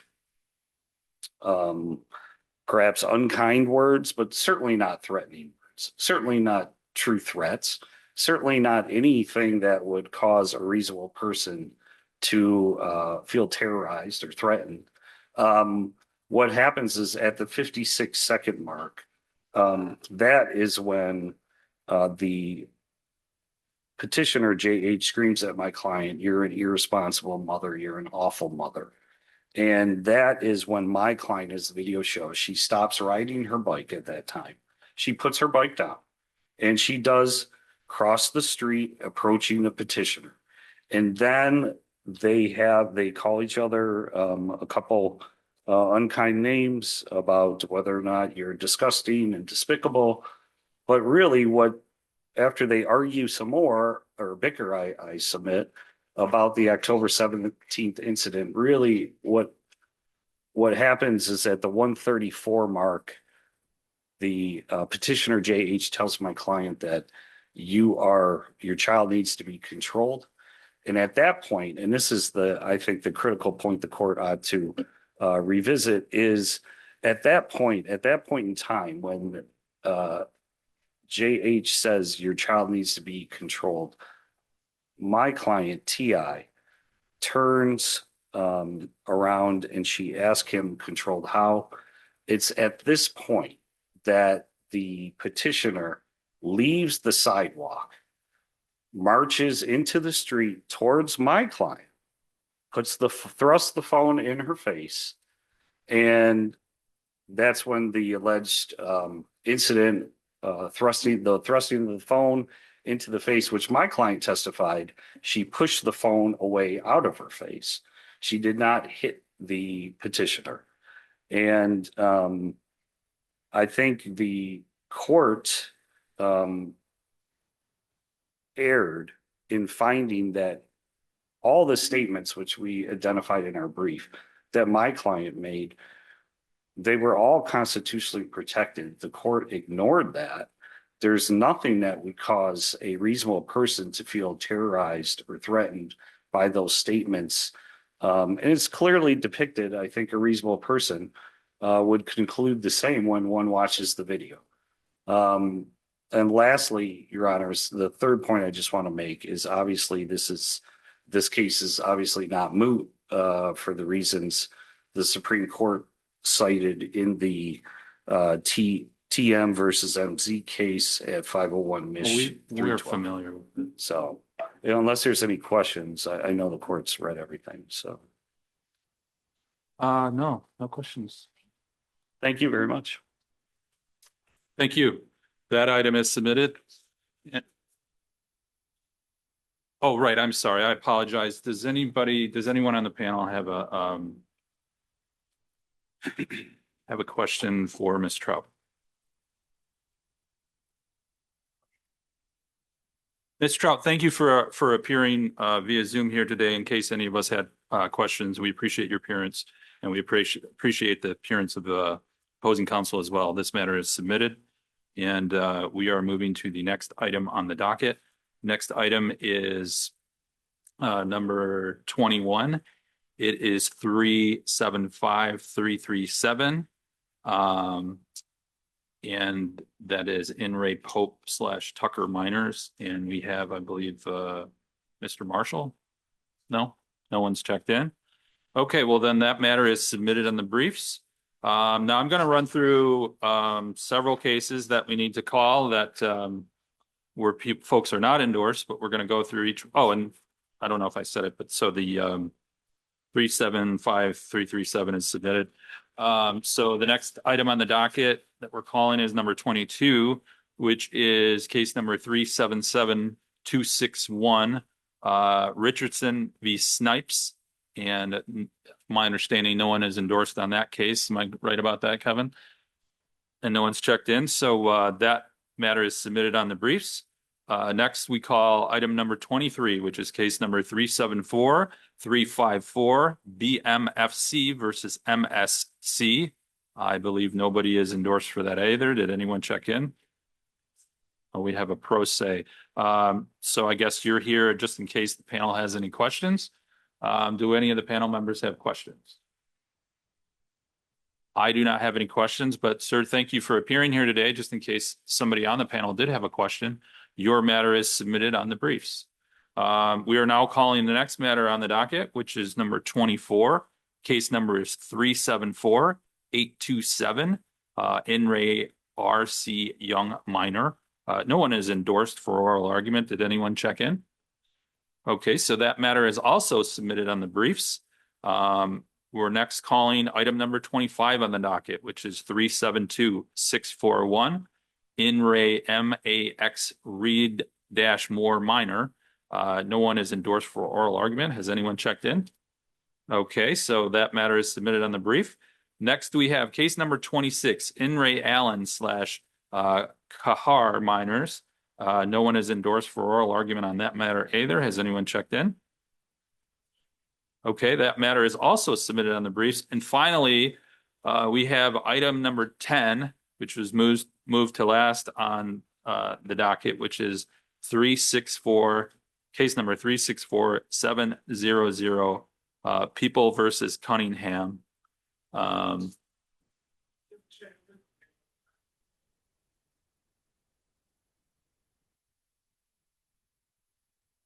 Oh, you know what? You're right. I shouldn't have called that. That one's not being called into 2:30.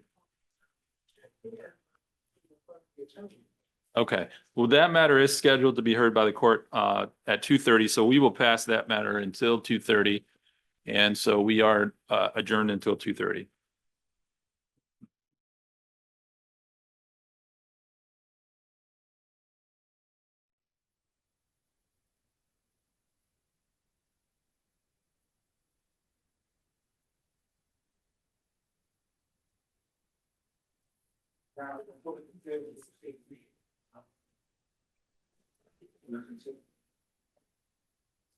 Okay, calling the last case of the day, docket number 10.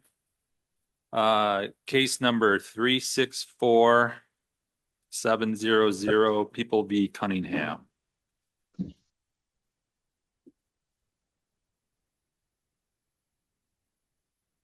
you may proceed. All right, well, thank you for having me, Judges Wallace and Garrett and Ackerman. This is George Cunningham. I'm going to start with argument number 2 on my appellant brief, which is at page 54 of the brief, document 58, filed March 8th, 2024. And I'd like the court to take judicial notice of an adjudicative fact, MRE 201 B2 from the U.S. Court of Appeals 6th Circuit It's at your appendix A, pages 1 through 5, the order is.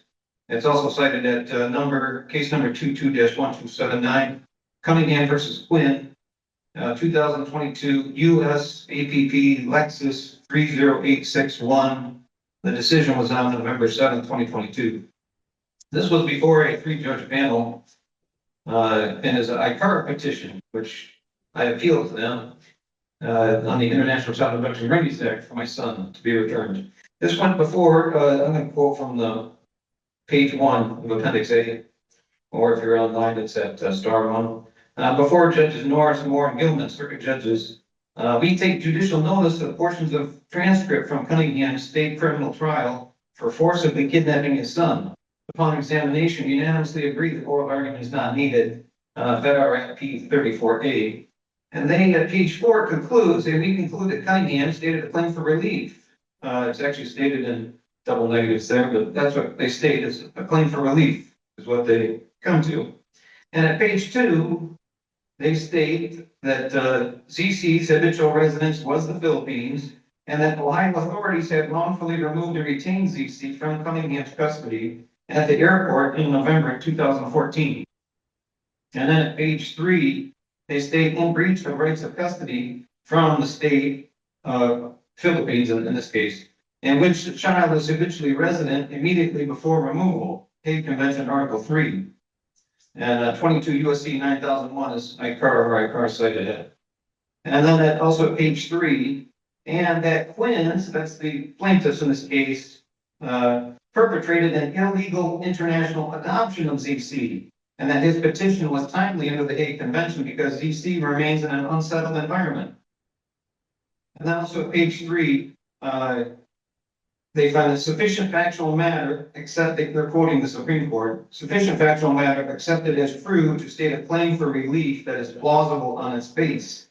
Quoting Ashcroft versus Iqbal 556 US 662 and 678 2009. The return of my son to my wife was denied at page 5 because Abao, that's my wife, did not sign the petition. And since then, Abao has refiled, my wife has refiled, and it's before the Sixth Circuit right now at Abao versus Quinn, case number 25-2149. In fact, her petition for a rehearing for reconsideration was just filed today with a petition of hearing. So this claim is a bona fide claim where I have a claim for relief to the return of my son. And the definition of a claim from Valentine's Law is that the return of ZC, which he had, quote, which he has not in his possession, but which is wrongfully detained from him as a matter of right. End quote. That's Valentine's Law 2010 LexisNexis.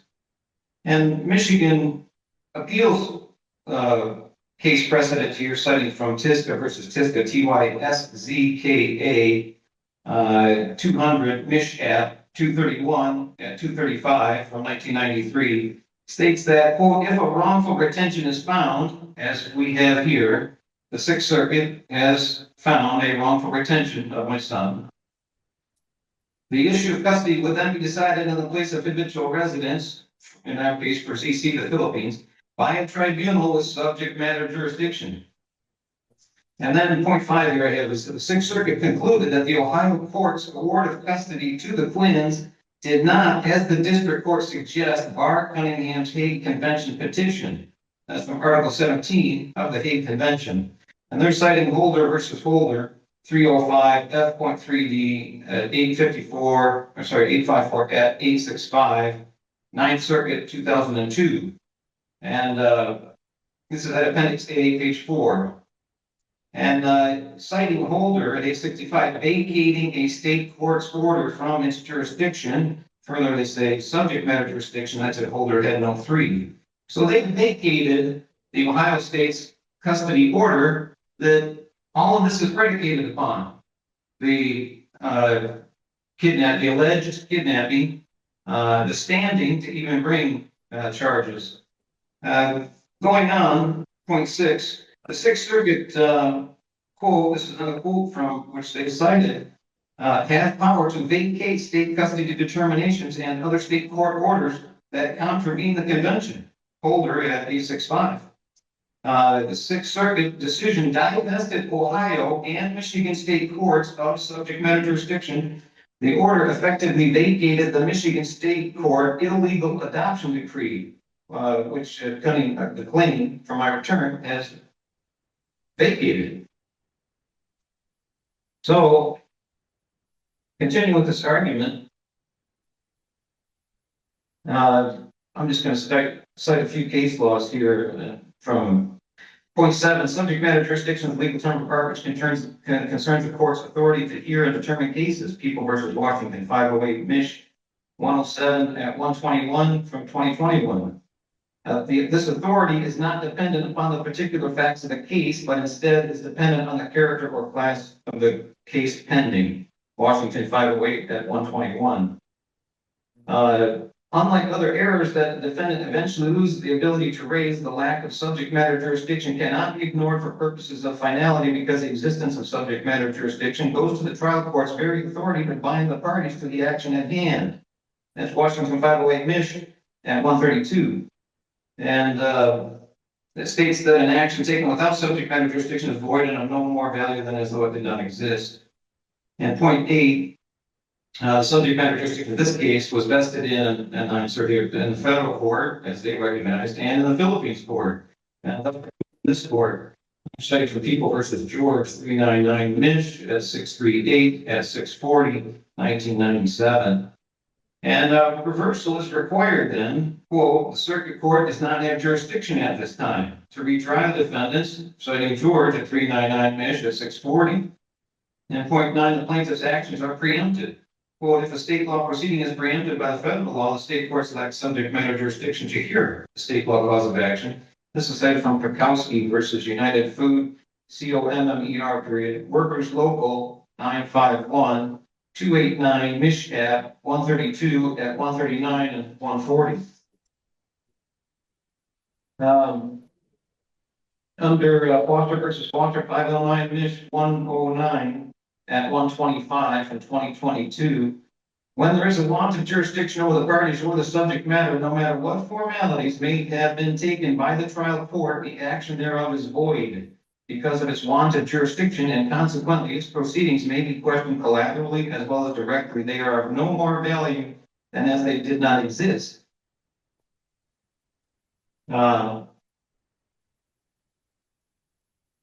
Also citing from Fox versus Board of Regents 375 Mich. 238 in 1965 from 242, that courts are bound to take notice of the limits of their authority, and a court may and should on its own motion, though the question is not raised or by the pleadings or by counsel, recognize its lack of jurisdiction and act accordingly to state proceedings, dismiss the action or otherwise dispose thereof at any stage of the proceedings.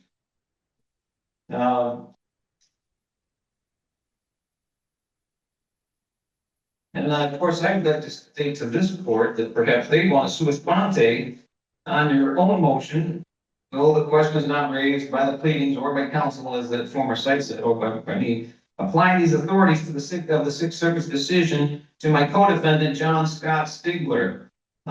His case number, Mich. App number 360400, LC number 19-003809-FC. Mr. Stigler was a former sheriff deputy of Franklin County, Ohio, the same county where my son, my child CC, was abducted from by the plaintiff's twin. So I hope that the court would do that as well. Going on, in Speck versus Cunningham, 215 Mich. at Lexus 21745, a different Cunningham, not me, from 2015. We agree with the defendant that the circuit court lacks subject matter jurisdiction with respect to the plaintiff's actions. Accordingly, we vacate the judgment or remand for an entry of an order of dismissal, idea 4. And a motion to dismiss for lack of subject matter jurisdiction may be raised at any time, even if raised for the first time on appeal, which is what we have here. Smith versus Smith, 218 Mich. at 727 at 729 and 730 from 1996. Now, this is pursuant to MCR 2116 C4 Summary disposition, the court lacks jurisdiction of the subject matter, MCR 2116C1, the court lacks jurisdiction over the person, which we'll get to that shortly when I get to the lack of subject matter person jurisdiction over my son's EC. Citing from MCR, under the authority of MCR 7.216A1, and also quoting from People versus Mackel, quote, under the Constitution, Article 6, Clause 2, a treaty entered into under the authority of the United States is the supreme law of the land to which the judges in every state shall be bound. Therefore, the courts of the state must take judicial notice of treaties of the United States and enforce the rights granted therein in an appropriate proceeding. People versus Mackel 241 Mich. App 583591 2000, citing United States versus Rother 119 U.S. 407 at 419 from 1886. Of course, the treaty herein is the ICAR, the National Child Protection Remedies Act, and the Hague Convention. It's cited at appellant brief, page 43. It's also at 51 Fed Reg 10494.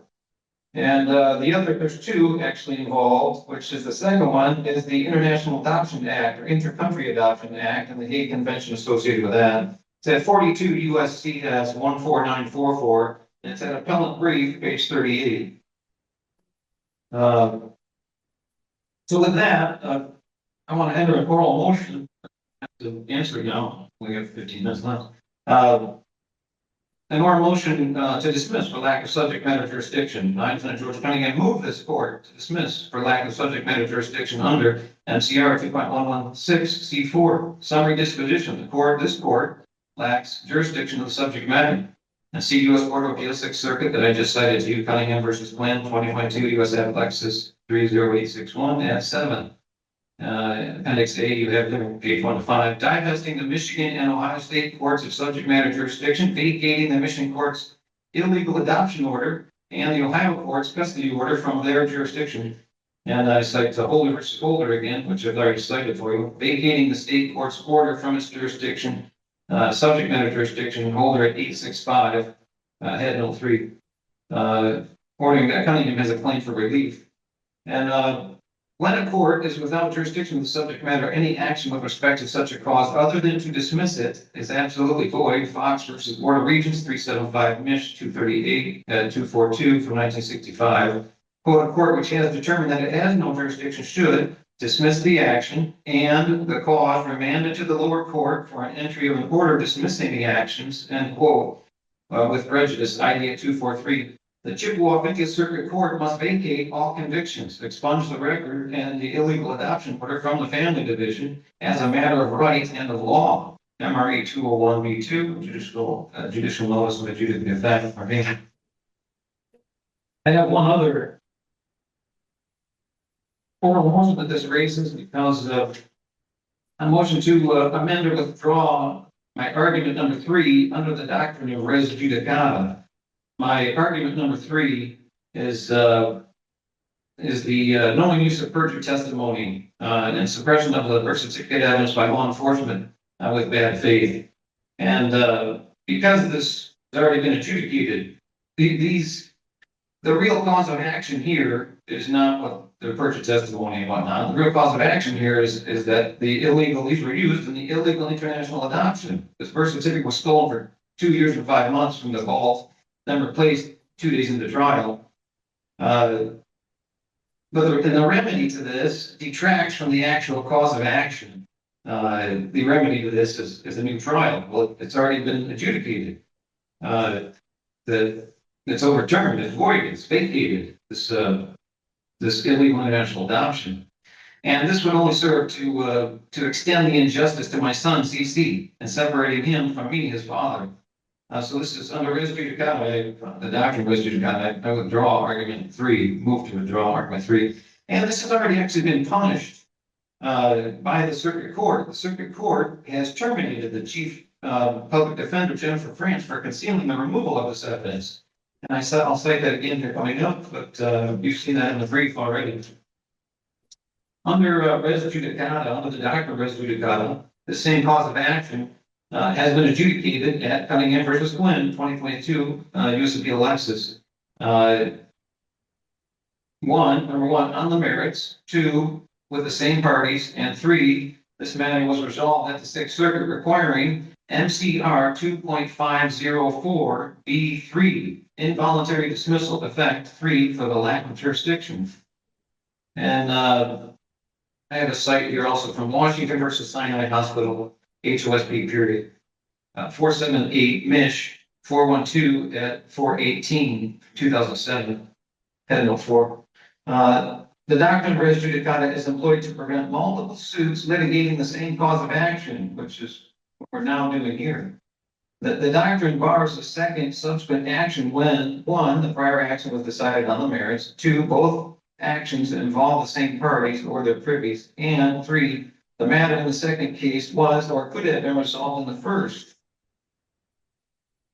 And this court has taken a broad, this is a continuing with a quote in that case. This court has taken the broad approach to the doctrine of res judicata, holding that it bars not only claims already litigated, but also every claim arising from the same transaction that the parties exercising reasonable diligence could have raised but did not, citing Sewell versus Clean Cut Management 463 Mich 569 and 576 2001, Washington 478 Mich at 418. Neither of these principles of res judicata support the judgment of the Court of Appeals. And I have a citation for U.S. Supreme Court citation on this quote. And the doctrine of claim preclusion, which prevents parties from raising issues that should have been raised and decided in a prior action, and the cause of action, quote, share a common nucleus of operative facts, which is what we have here. They reviewed the same the court transcripts from my circuit court case, which we'll review here in a moment.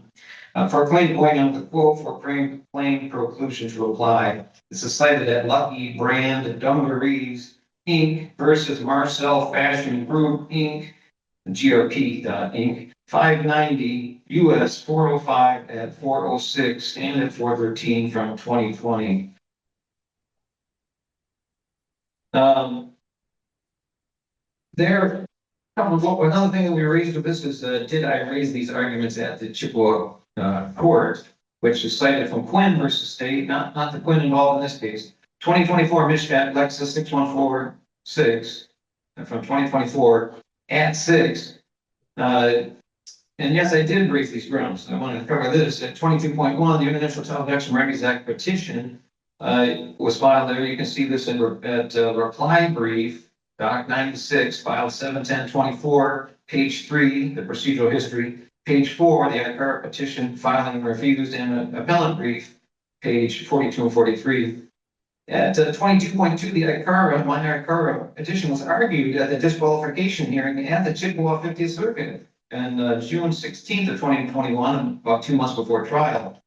I read some of the citations from my page 8, which is this is the transcript, some excerpts from the transcript of the disqualification hearing. 50th Circuit Court, Appendix J, subsection I, page 18, transcript. At page 18, this is addressing my ICARA petition. The court, Mr. Cunningham, is a question for the Ohio courts or maybe the federal courts, page 21, the defendant, me. The court is authorized to exercise its jurisdiction in any place where the child is located at the time the petition is filed, citing 42 U.S.C. 11603B, at page 14 of the transcript. Page 23, Prosecutor Sadler. Can I object? This court doesn't have jurisdiction. The court. Correct. Page 25, the defendant. Quote, the courts of the states and the United States District Court shall have concurrent original jurisdiction of actions arising under the convention. 44 U.S.C. 11603, move to 22 U.S.C. 9003A, if you have an hard time finding it. Page 26, Prosecutor Sadler. Not by my analysis, the court, not by mine either, because there's reciprocity amongst custody orders, and that's what we have here. Now, there's the error of the court. Court claimed that there was reciprocity. Well, that's been vacated. And had they heard the petition and read Article 17 of my arguments, they've come to the same conclusion that the Sixth Circuit did. And I have another citation from Mitzan versus Bouchard, 2023 Michigan Lexus 3921 at 33 from 2023. Quote, if a party lacks standing, then the court generally lacks jurisdiction to enter the proceeding or reach the merits. Well, their standing, as the court stated here, is based upon the Quinn's vacated now custody order. In fact, remember that the Sixth Circuit stated in their decision, this is at Appendix A4, that the Ohio Court's award of custody to the Quinn's did not, as the district court suggests, bar Cunningham's Hague Convention petition. And as the 50th Circuit Court suggested here. And they cite Hague Convention Article 17. There's quite a few more places where I raised this grounds, 22.3, motion statement of adoption, January 7th, Appendix I, pages 15 to 18, proof of service at page 14. 22.4, motion statement of adoption at Appendix I from October 27th, 2020, Appendix I, page 4 through 8, and proof of mailing at Appendix I, page 29. It's a very good proof of mailing. Then 22.5. It's at the, you can read this in the appellant brief, page 24. And it was raised, 22.6, it was raised at this Court of Appeals at Michigan App number 354654 and a complaint for superintendent and control filed August 23rd, 2020. This is cited also from Appendix F that I have attached, page 16, fact 5, the illegal adoption filing, and Appendix F, page 27.5. And at Appendix F, pages 59 to 61, the motions and hearing notices from the Adoption Ohio Court, evidence of their illegal adoption that was moved from Ohio after my lawyer, Thomas Charlesworth, which I cite in the brief there, argued no parental consent, and it was stopped there after a year in June of 2020. These citations are cited in the brief and at pages 59 to 61. So under 42 USC 14944, the Independent Adoption Act, the plaintiffs, Paul Quinn and Marie Quinn, perpetrated an illegal international adoption without parental consent, and under Section 404 BC, the U.S. Attorney General may bring criminal penalties of imprisonment up to 5 years for willful violation of 404A2B, no parental consent. And there are few greater harms in facilitating adoptions which the children's birth parents have not consented. European Adoption Consultants, Inc. versus Pompeo, 2020, U.S. District Lexus 16624-21. In fact, Quinn was doing more than making false statements. It's a quote, I insert Quinn here, but this is from Mooney. They're doing more than making false statements. In fact, was engaged in a scheme to facilitate fraudulent adoption. United States versus Mooney, 761, Fed Appendix 213 at 215, Fourth Circuit, 2019. I'd like to now review some of what the Sixth Circuit reviewed from the transcripts to see that it matched up with what you're looking at. You can see this at Appendix G. Everything I provided them is at Appendix G. Prosecutor Sadler delayed trial to perpetrate an illegal international adoption of ZC with the Quinns on December 10th of 2019. And you'll see this is at Appendix G, page 3, the transcript excerpts, and at your appellant brief, page 17, where she claims on December 10th of needing a few more months to be ready for trial, based on discussions with others. When she was ready to go to trial on August 20th, 2019, 4 months earlier, and she states that we were subpoenas out, we had all the evidence discovered, and we had all the witnesses, and we were ready to go exhibit list, and we were ready to go to trial. So 4 months before this, she's ready to go to trial. December 10th, she claims she needs more time, and she wants to delay to May, not a few months till May, based on discussions. And now we know what these discussions were. By the way, this bad faith trial delay to perpetrate this illegal international adoption, you can find this at appellant's reply brief, Doc 96, page 7, the answers to this, and my appellant brief, page 22. The most relevant one is that to the reply brief. These based on discussions were discussions with Detective Erickson, where she authorized the removal from the vault of the consular report of birth and fraud, a document which is only good for authenticating the birth certificate, which So was also. Mr. Cunningham, let me stop you there. You're at about 25 minutes right now. You've got 5 minutes left. I don't know if you wanted to reserve time for rebuttal, but if you did, this might be a good time for you to pause. All good. Yes, I think I would like to reserve time for a rebuttal. Okay. Let's hear from the prosecution.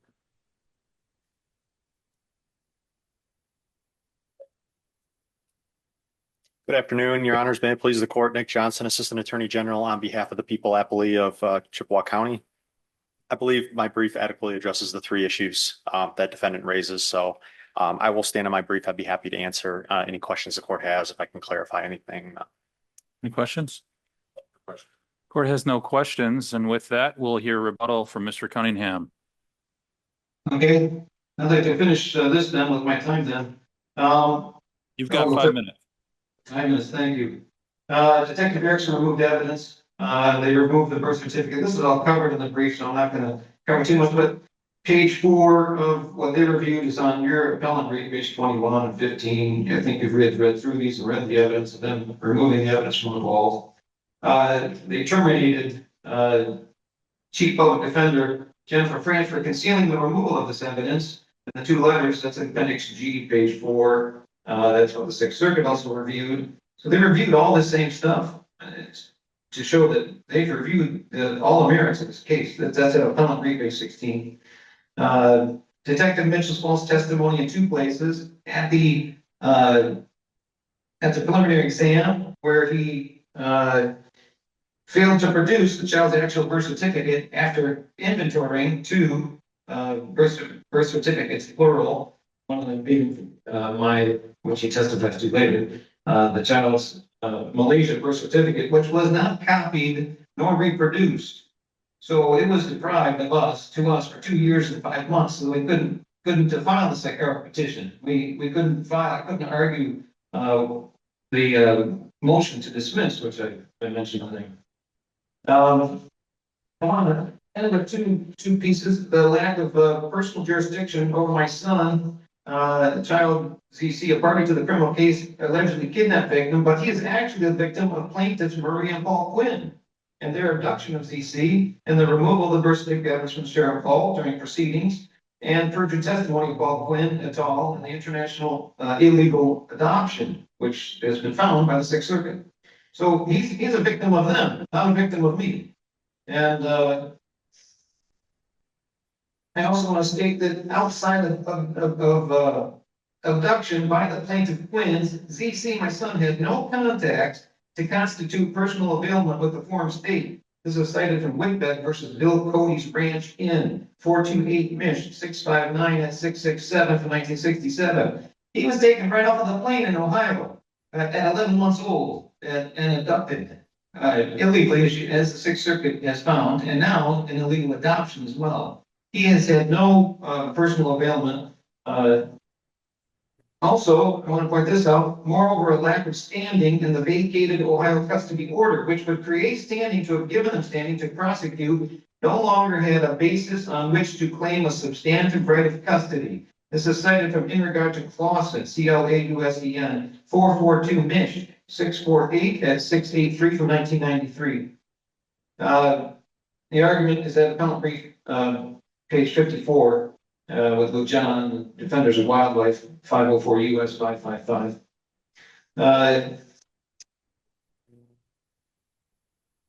The last point, moreover, a necessary element of the offense, namely lawful custody by plaintiff Quinn, must be sufficient to satisfy the beyond a reasonable doubt standard. The prosecution did not meet its constitutionally based burden of proof beyond a reasonable doubt, citing People versus Goodman, 2021 Mich at Lexus 4901 at 6, 2021. Evidence was insufficient to support convictions. We reverse, vacate defendant's convictions and remand for dismissal of the charges. And this is my citation from MCLS 750349. The kidnapping elements, number 4, must have been committed without lawful authority. And citing from People versus Robbins, 131 Mich at 429, 434. that it must have been committed intentionally and without legal justification or excuse. Well, plainly, we had plenty of legal justification excuse cited by the Sixth Circuit now. And under People versus Chung Wong, X1 WAMC 505, Mish 239 and 251 from 2020. This court reviews evidence in a light most favorable to the prosecution to determine whether a trier of fact could find the essential elements of the crime were proven beyond a reasonable doubt. Obviously, they were not. In retrospect, you read and see that. I think that's all that I have for today. If there's any questions the court has, I'd be glad to entertain them. And not try to help you to understand this any more than I know I had to go through this very fast with a lot of ground to cover. Let me I ask think the panel if they have any questions. Any questions? No, thank you. No questions. Yeah, and I have no questions, Mr. Cunningham. Okay, now your matter is submitted. Thank you to Mr. Cunningham for his presentation. Also, thank you to counsel for appearing. That concludes our case call for March, and we are adjourned. Thank you. Thank you.